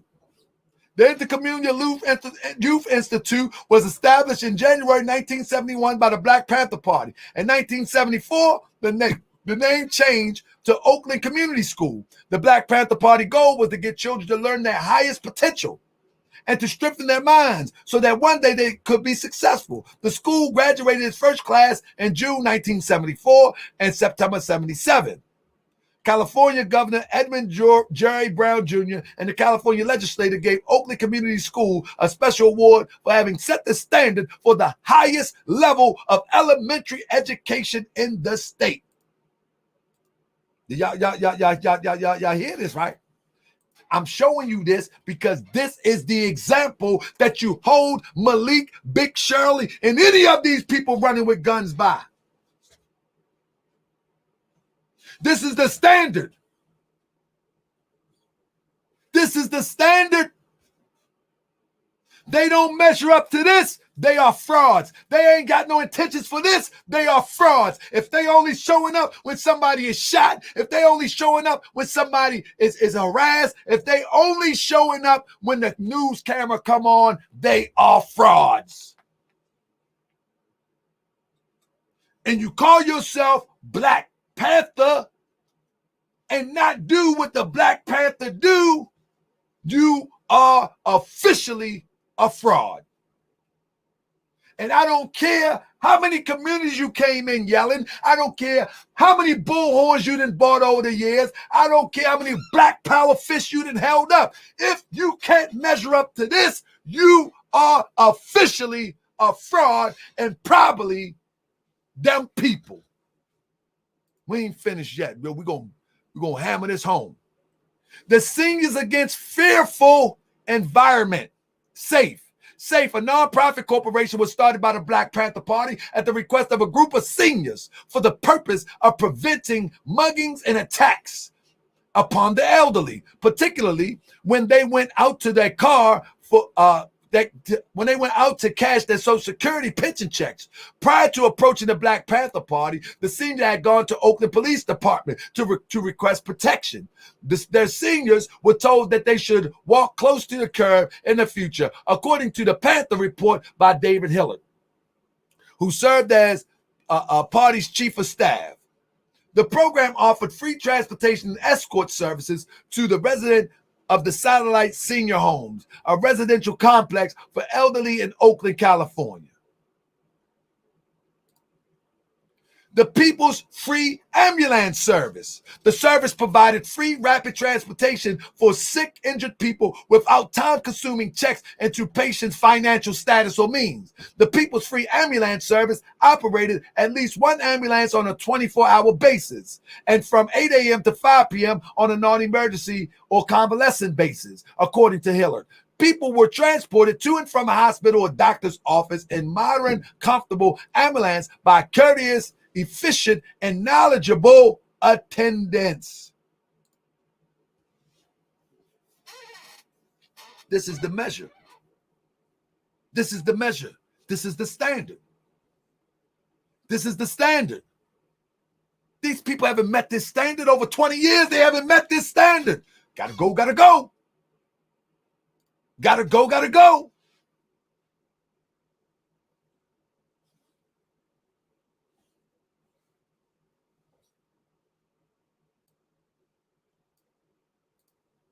Gotta go, gotta go.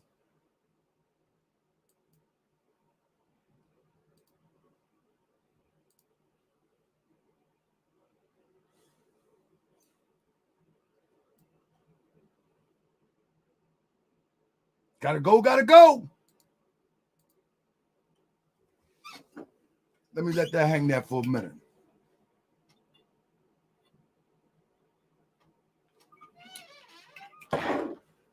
Raleigh Shaw, the reason why our people have not redeveloped this program because we don't have trusting people anymore.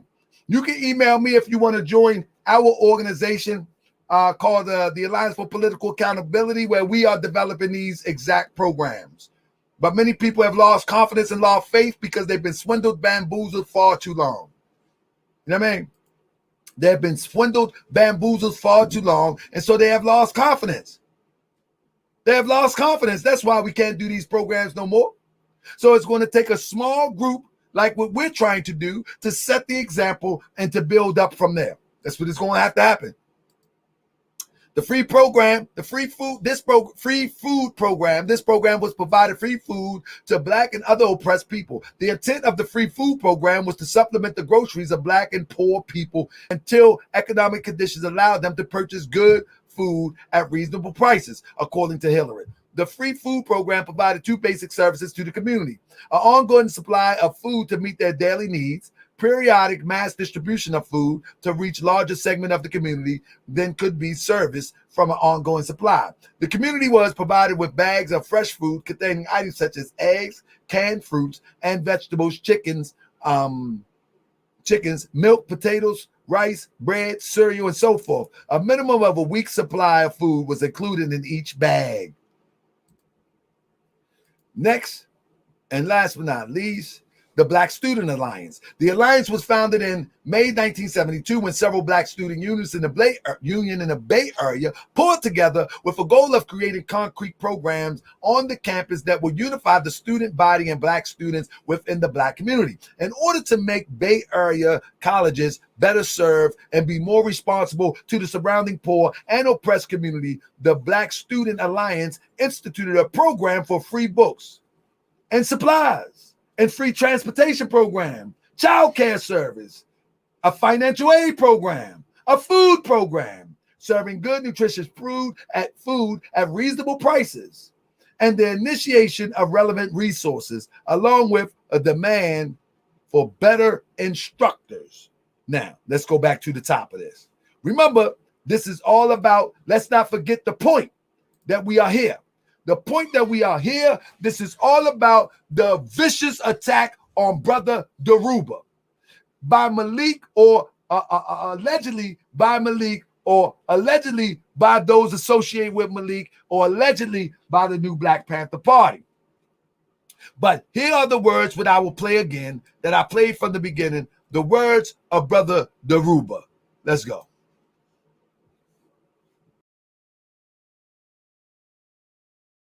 You've heard from the new Black Panther Party and other individuals who had their comments and so on and so forth.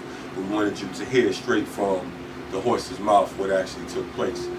First and foremost, we attended the event because we knew that Malik Zulu Shabazz and the new Black Panther Party had had been ran out of Charleston, South Carolina. They had been ran out of Charleston, South Carolina under the guise of being a hate group.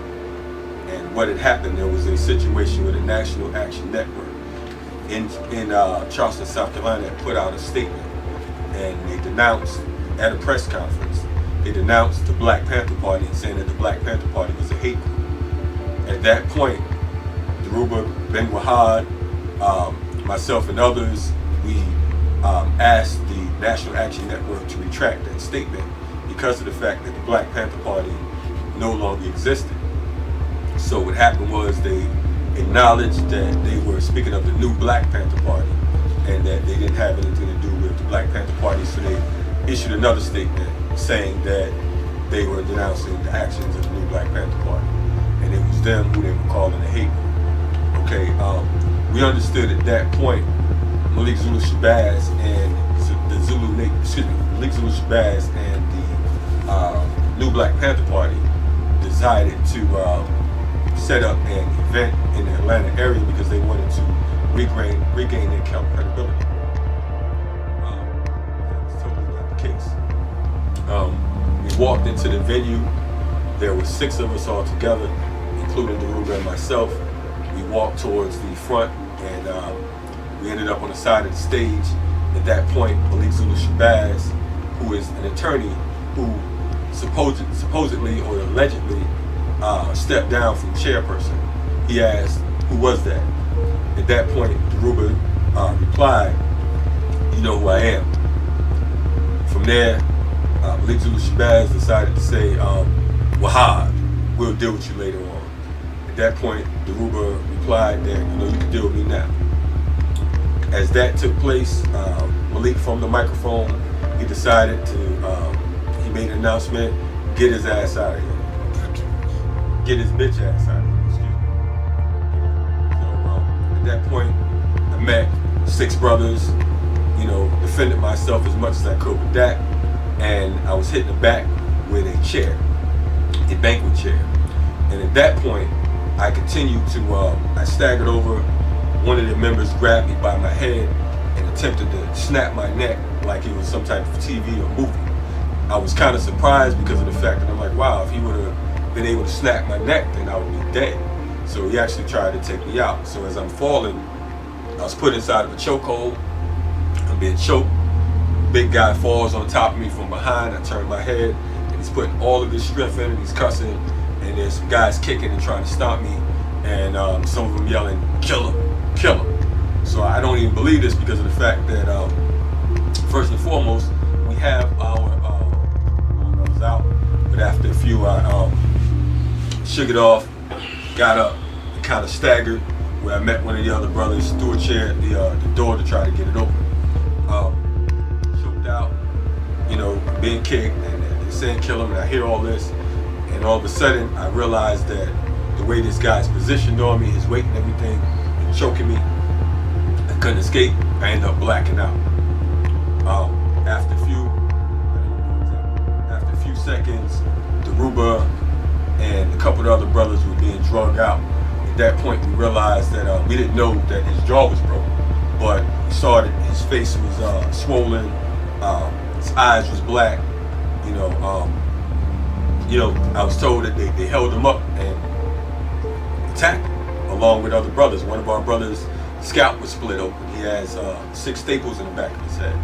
A couple of the other brothers' heads were gashed. So everyone's bleeding, and we're trying to, make sense of it at the same time, get up out of there. I should note that when we first arrived, there was 2 police motorcycles in front of the hotel. There's been a number of different contradictions with the new Black Panther Party, with, principled organizations as a whole. But again, I don't know of any organization that wanted to take them out. We're all African people, and we're supposed to be fighting for the same cause, but apparently this appears to be different. So at this stage of the game, emphasize the fact that in both Dhoruba and my case, and some of the other brothers, they were saying kill him. As if we were some type of ruthless slave masters or something that violated their livelihoods. 25 to 30 or more folks attacking us. So you can't really see too much when you're trying to defend yourself. It's not like, we were just standing there and they were, trying to box with us. You know what I'm saying? Like I said, you got folks swinging at us with banquet chairs and whatever type of objects that they had. They're saying, kill them. So when someone's talking about killing you, you're not really looking around to see who can help you. Your natural instinct is to respond and defend yourself by whatever means you can. To us, in fact, I go on record and saying, and talking to the new Black Panther Party is like talking to the police. We don't talk to the police.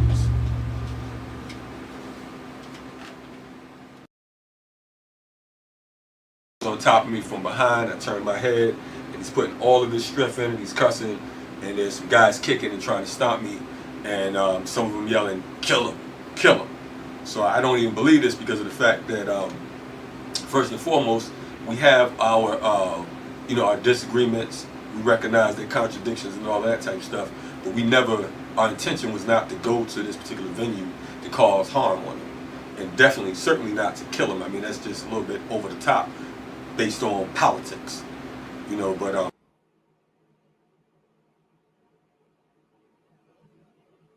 the whole thing in a nutshell is that if a 71-year-old man, I'm looking at Cryptonomics comment, he said if it was leadership on both sides, while he should have been seated himself and Malik should have not reacted. Hold up a second, though. This is why leadership is important, to not put harm's way. First of all, it's a public event. Would I would have made the choice to walk to the stage with 5 or 6 of us at a new Black Panther Party? Well, if my experience was that I could do those type of things in the Black Panther Party, where I had a disagreement, they had a meeting, and I've done that in the past in the 60s and the 70s, and I never was brutally beat or almost maimed or killed, then my natural thing was, this is the practice that I hold. We are in a different era of time now, so of course we Monday night quarterback say, well, not so, because I say myself too, I don't think that I would have walked in there like that. But if you are in a state of mind that you are in a Black power structure, and this is how we address things head on, you know what I'm saying? This is how we address things head on, and this is how I've always addressed things head on without being maimed and all of that, then that's the approach that you take. You know what I'm saying? But with that being said, let me share this real quick. Let me share this. Listen to this, though. Check this out. Everyone but them. But we ask you to ask, how is it that a attorney at law, an officer of the court, how can he call shots to have someone attacked publicly in the public arena? They keep saying that, well, Malik Zulu Shabazz isn't the chairperson of the new Black Panther Party. There's no chairperson that can come into the FTP movement. Excuse me, no one that's not a chairperson that can come into the FTP movement or the National Coalition to Combat Police Terrorism and call some shots on the stage and our security react. Now, right there is the bomb. Malik was not the chairman to call the shots, even if there was a shot to be called. Hashim was the chairman. So say, for instance, Hashim is the chairman. How do Malik calls the shot and then the soldiers respond? So whether he walked towards the stage, whether he came up the aisle, it's protocol that takes place when you're dealing with our people.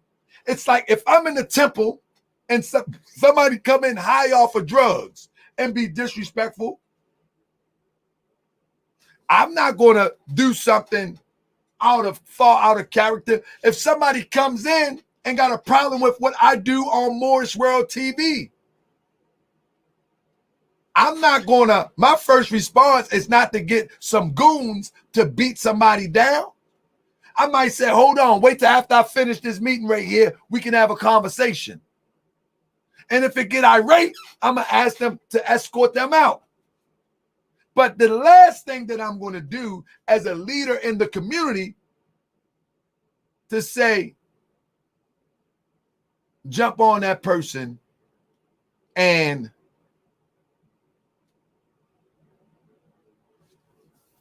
It's the last thing a responsible leader does. With that being said, I got the assistant grand sheik, Brother Akhenaten, in the building. Brother, are you there? Islam Grand Sheik, can you hear me? Yeah, I can hear you well, brother. What do you think about what I presented here tonight, brother? What do you think, brother? I'm not finished yet. I got a few more slides, but I figured I wanted to call you in real quick and see if you could watch a few of these slides with me as we wrap it up. What do you think, brother?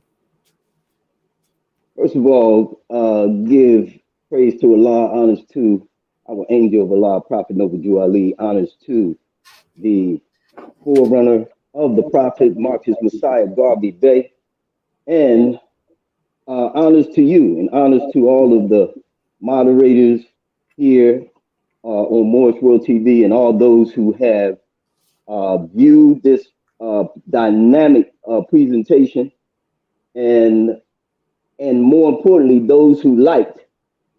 I want to encourage you to like this video so we can get the algorithms up. Our Grand Sheik here is doing what he's doing to expose the fakes and frauds. Bottom line, because our people have been misled for so often. And I just finished watching Malik up in New York with his I don't know what to call him, but Brother Sadet is so disappointing. And they're gathering the youth, just like GMJ. And you exposed him, Grand Sheik, you exposed GMJ, who literally looks as though, I mean, you brought the receipts that it was about exposing all those true freedom fighters, the so-called black militants. Now they're all, they have gathered all the information about them.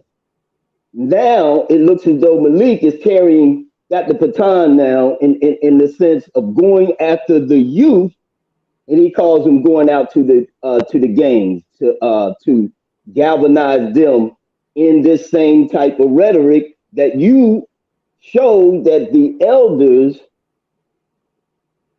condemned, that it doesn't have anything to do with the original platform. So I just want to give honors to you, salute Grand Sheik for doing this. This was a labor of love, what you've been doing to make sure our people will not be fooled. We can no longer, most people, I always use this character because most people by now have seen the Black Messiah, Judas and the Black Messiah. Brother, can no I longer interrupt do we you real need quick? O'Neill. Brother, can I interrupt you real quick? I want to try to see if I can get a breakthrough to Sister Danette Shabazz. Danette, you say he's a man just like you. You walked up to his stage and now he's supposed to be civil. That's nigger talk. That's nigger talk. And I'm sorry I have to say it like this, but I need to be impactful. That's nigger talk.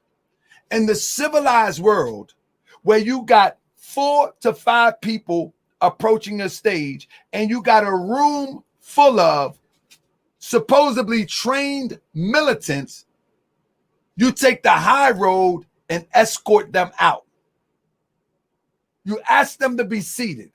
You take the civilized road. Remember that the purpose of the Black Panther Party is to fight oppression. Our people are in an ill situation. Mentally, we suffer from mental slavery. So being a leader of an organization fighting the oppressor, you don't do what the oppressor do. The oppressor responds like that. So for you to endorse such savage behavior, you endorse a 71-year-old man get his jaw broken. Have you seen this? You endorse a 71-year-old man being treated like that. You endorse that even if he was totally wrong. Let's just say he was totally wrong. Does he deserve that? Can you in good conscience, Danette Shabazz, say that a 71-year-old man deserved to be pummeled by 5 or 6 people, get broken bones, broken jaws for approaching a stage in a public place in good conscience, you can say that, sis. If you say that and you believe what you just typed, then sis, you suffer from mental slavery. You have the same mental illness that these predatory people have that attacked our elder. It's a fact. Go ahead, brother. My apology. No apology needed, Grand Sheik. That needs to be stated right there, because I heard a couple of people justify the actions of Malik or NBPP. Justify it. And I thought these brothers had more of a sense of consciousness, and I believe I know some of them that were making these comments in the chat. You just played. I mean, how can you, the mind that brother Mumi Abu Jamal has? Can you imagine that? Can you imagine if Mumia was out and he disagreed with the Panthers and he went to approach the stage and they beat Mumia like that? Can you imagine Assata Shakur would disagree with the Panthers and the new Black Panther Party and she approached the stage and they beat her like that? Can you imagine that? We couldn't fathom that. Why would you say it's acceptable now? Bobby Seale approached the stage because he disagreed? We couldn't imagine that. But we will try to accept that this is okay because a 71-year-old man approaches a stage and he got 5 comrades with him in a room full of nearly 50 to 75 people. Come on, man. You can't be serious. You can't be serious. Anybody that endorsed that is insane. It's insane. Like I say, imagine if Assata Shakur disagreed and she chose to walk in there with some sisters or some brothers 4 or 5 deep. Would you be saying the same thing? Because I'm sure Assata Shakur disagreed with this shenanigans. Oh, no doubt. I'm sure she disagreed.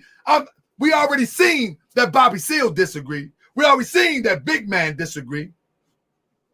And many other freedom fighters from the Black Panther Party, the original, disagree. We already see that. So you telling me, whoever think this is okay, you really telling me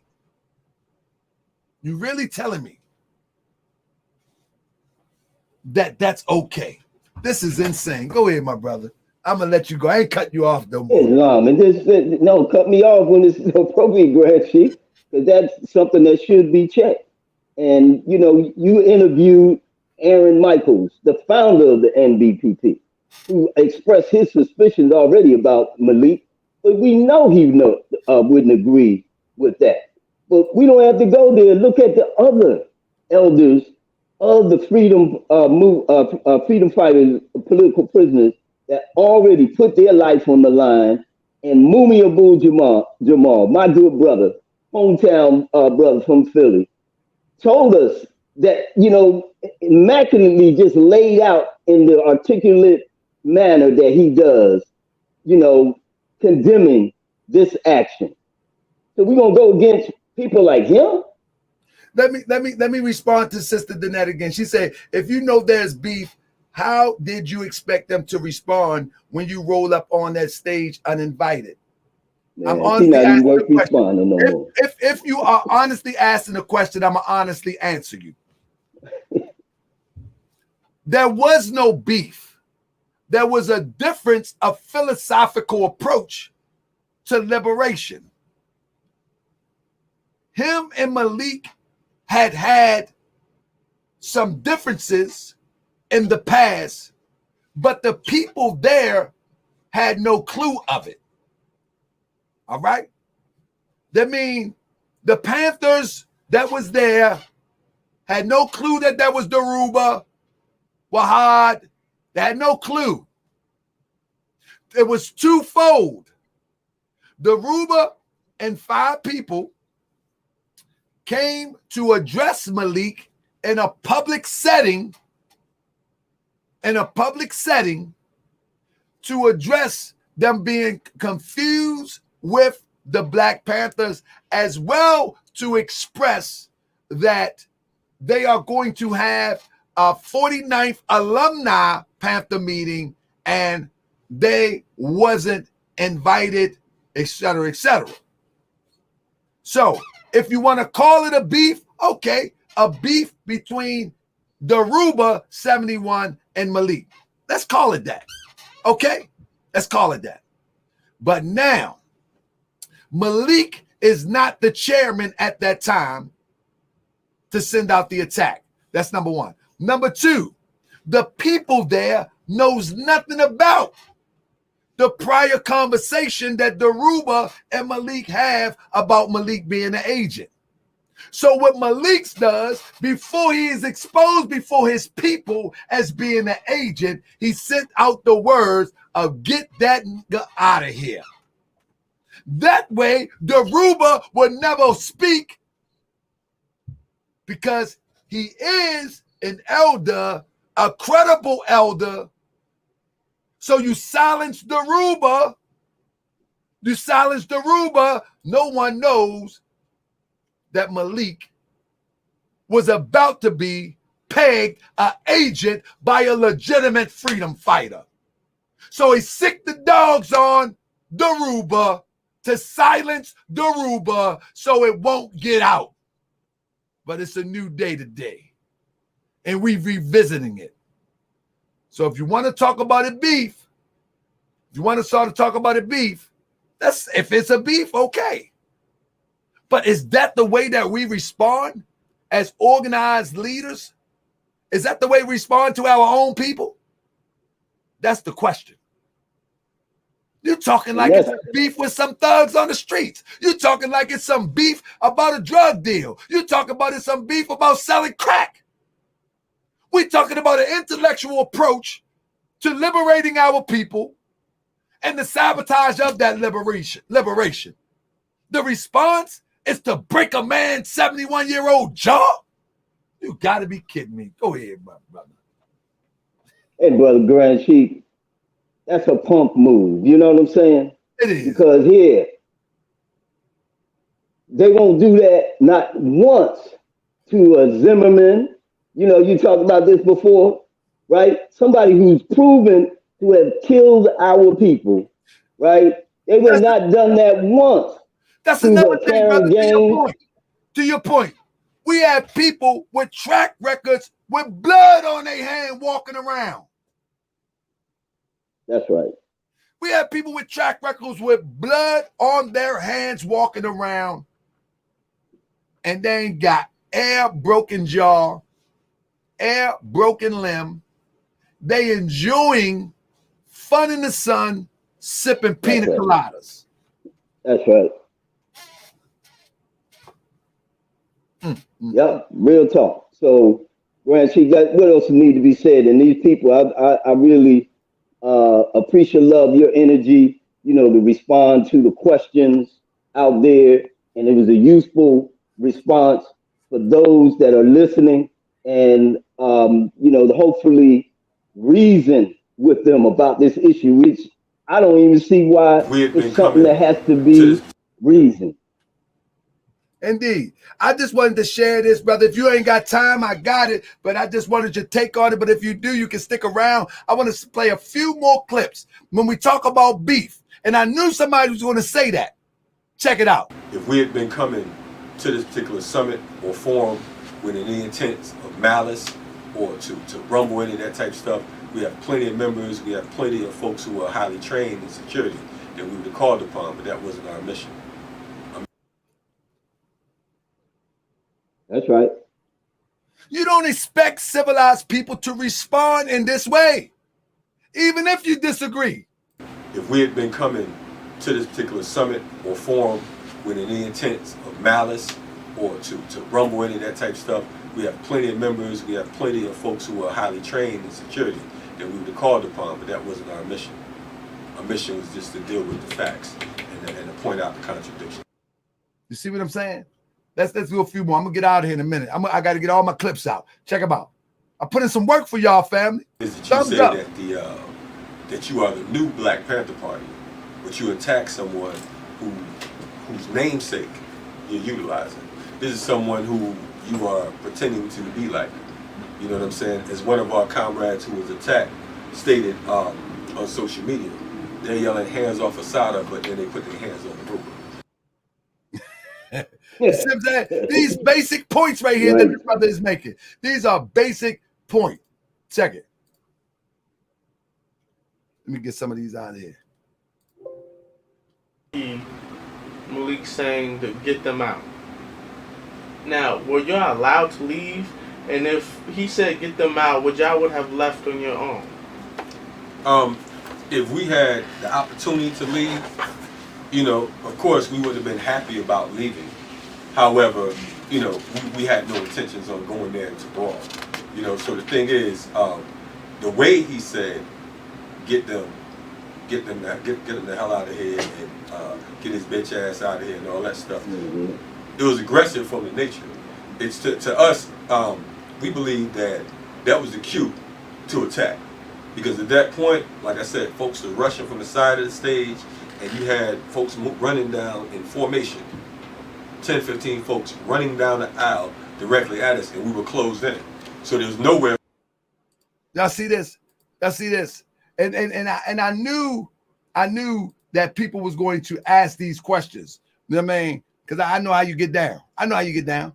So let me get this all out the way. Hold on. Give me 1 second.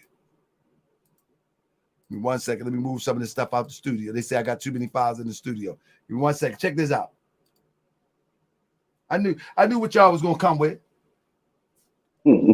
I knew what y'all was gonna come with. The party attempted to disarm him. How much of that is true? The only thing that's true is you just asking the question. And then So Malik had made a statement that the Black Panther Party tried to disarm Dhoruba. Here you go. Making that statement. First of all, it's not only ridiculous, not only does it sound ridiculous, but clearly, you know, it doesn't make sense. First they say Dhoruba brandished the weapon. I believe they said he had a knife. Then they said he punched him. You know, so I don't know what he did with the knife or if he removed his fist or whatever the case is. Then from there, the whole thing about Dhoruba fell and he broke his jaw falling. I don't know how scientifically that may be possible unless he just purposely banged his jaw against something. His jaw is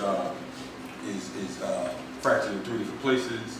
And as he's writing down, he never had a weapon, and clear on that. Anyone that knows Dhoruba, you know, I don't think that he would be carrying a knife to attack anyone. That doesn't even make sense. So y'all make it make sense. Y'all make it make sense. You know what I mean? Now, the problem is this. One of the problems is that everybody want to try to act as if they coming for beef or they coming with a weapon, but that's what you're doing. What you're doing, I mean to say, is you're taking Malik's version to cover up his madness. But one of the questions that people haven't even paid attention to, Malik wasn't even the chairman. How somebody, that's just like Grand Sheik, somebody in your temple who's not, that was a former chairman or the former Grand Sheik gives an order in your temple. How that gonna work? That's right. How that gonna work? That don't even make sense. Right. What kind of organization is that? That's what I'm saying. So, brother, anything you want to say and taking us out, brother? I gotta pay my brother Mumia, and I'm gonna get out of here because I don't want to belabor the point. But we're working on to get the comrades on this platform, and we will make this happen, be it the will of the ancestors, because you need to hear the story from those who have been a part of the story. Because this stuff has got to stop, family. Liberation is at hand, and the European and the powers that be that don't want your liberation to happen is infiltrating your mind by the minds that they already infiltrated, because they believe that we want some get back, but we don't want no get back. We just want to go ahead and go forward. If I want no get back, what's done is done.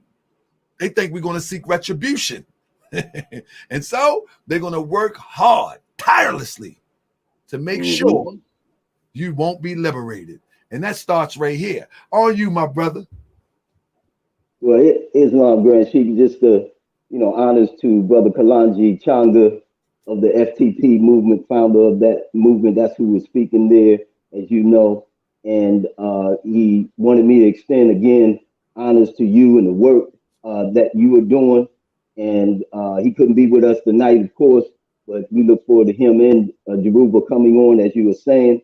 And we just want to say this, I don't know if people recognize this, Grand Sheik, and we hold in high honor this month called, I like to call it the August month of Black August, which is a tribute and honor to the political prisoners and for the history of our freedom fighters. So this whole month, it's been a tradition, and I'm going to be airing, in fact, on my program. I'm actually in the studio working on the program. I'm going to feature some of this program here with your permission, of course.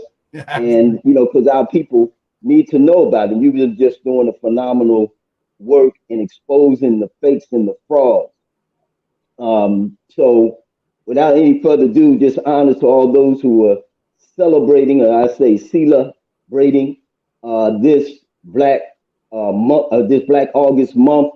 And we're going to be featuring all this month on my radio program, Night Watch Expressions, that comes to you each and every Wednesday. We say Wednesday so you don't get it twisted. Tuesday night, early Wednesday, from midnight to 3 a.m. Grand Sheik, we just celebrated, 48 years as the People's Station, as the listener-sponsored, community-sponsored. And this is why Moorish World TV is so important. We have to sponsor our own liberation. We have to sponsor our own media that shapes the narrative to counter the mass media mind manipulation that's going out here today. Our media is so crucial.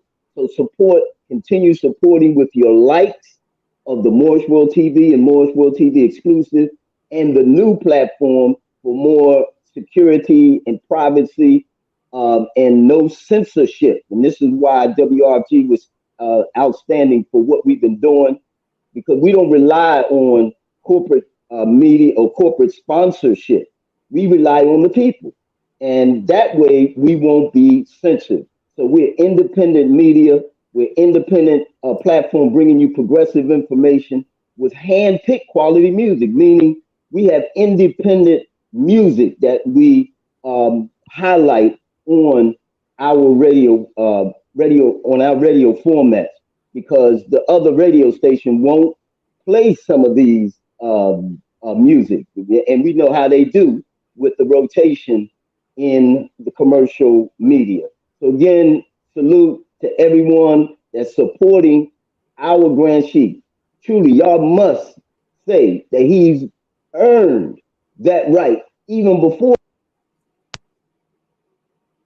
Oh, he went out. Let me answer this guy, Shaka Zulu, since he keep typing. He said the Blackstone dirty the Moorish Science Temple, but you don't speak on them. Who you work for? Let me explain something to you, Shaka Zulu. Anybody that watched Moorish World TV know I respond. I'm responding to Malik for calling me an agent. The Blackstones have never targeted me. You know what I'm saying?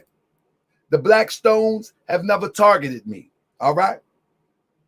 When I spoke against Moors and the Moorish Science Temple of America, it was because they targeted me. They said that I was illegit. And so I showed how illegitimate they were. If I went around trying to clean up every aspect of our community, I would be exhausted. So I've taken upon myself to only respond to those who address me. This is what you have to understand. Only one that address me. You know what I'm saying? So if you address me, I will respond. Do you understand? I will respond. But if you don't address me, I don't respond. In fact, I love the Stones. I don't believe that the Black Stones, I don't believe like you believe. I just don't believe like you believe. Just because, let me tell you something. I just don't believe like you believe. I believe that when the Moorish Science Temple of America was not doing what the prophet was doing, then you got people that was a part of Moorish groups decide to take it and do their own thing. That's what happens. And the Stones went to wake up people in the hood, round the way, in the projects. But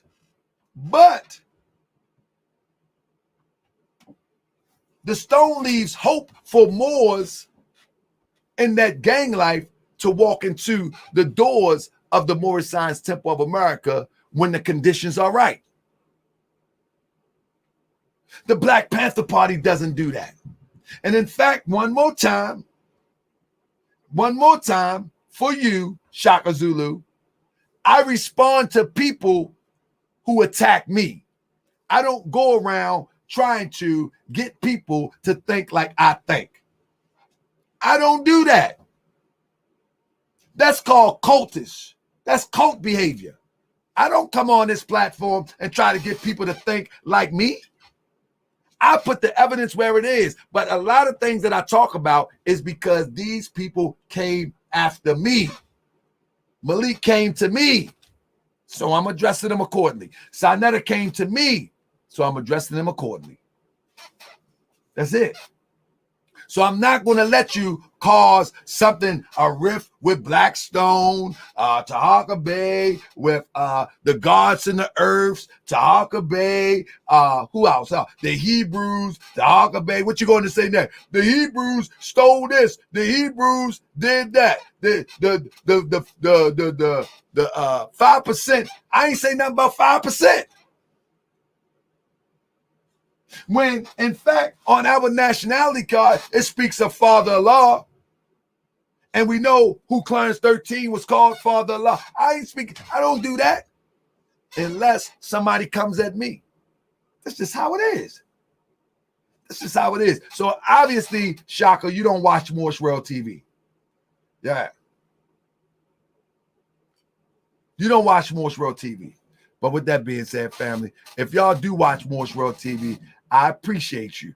I appreciate you, and thank you for the super chats. Thank you for the cash apps. Thank you for all that you do. And family, I'm gonna take you out with our elder, Brother Mumia.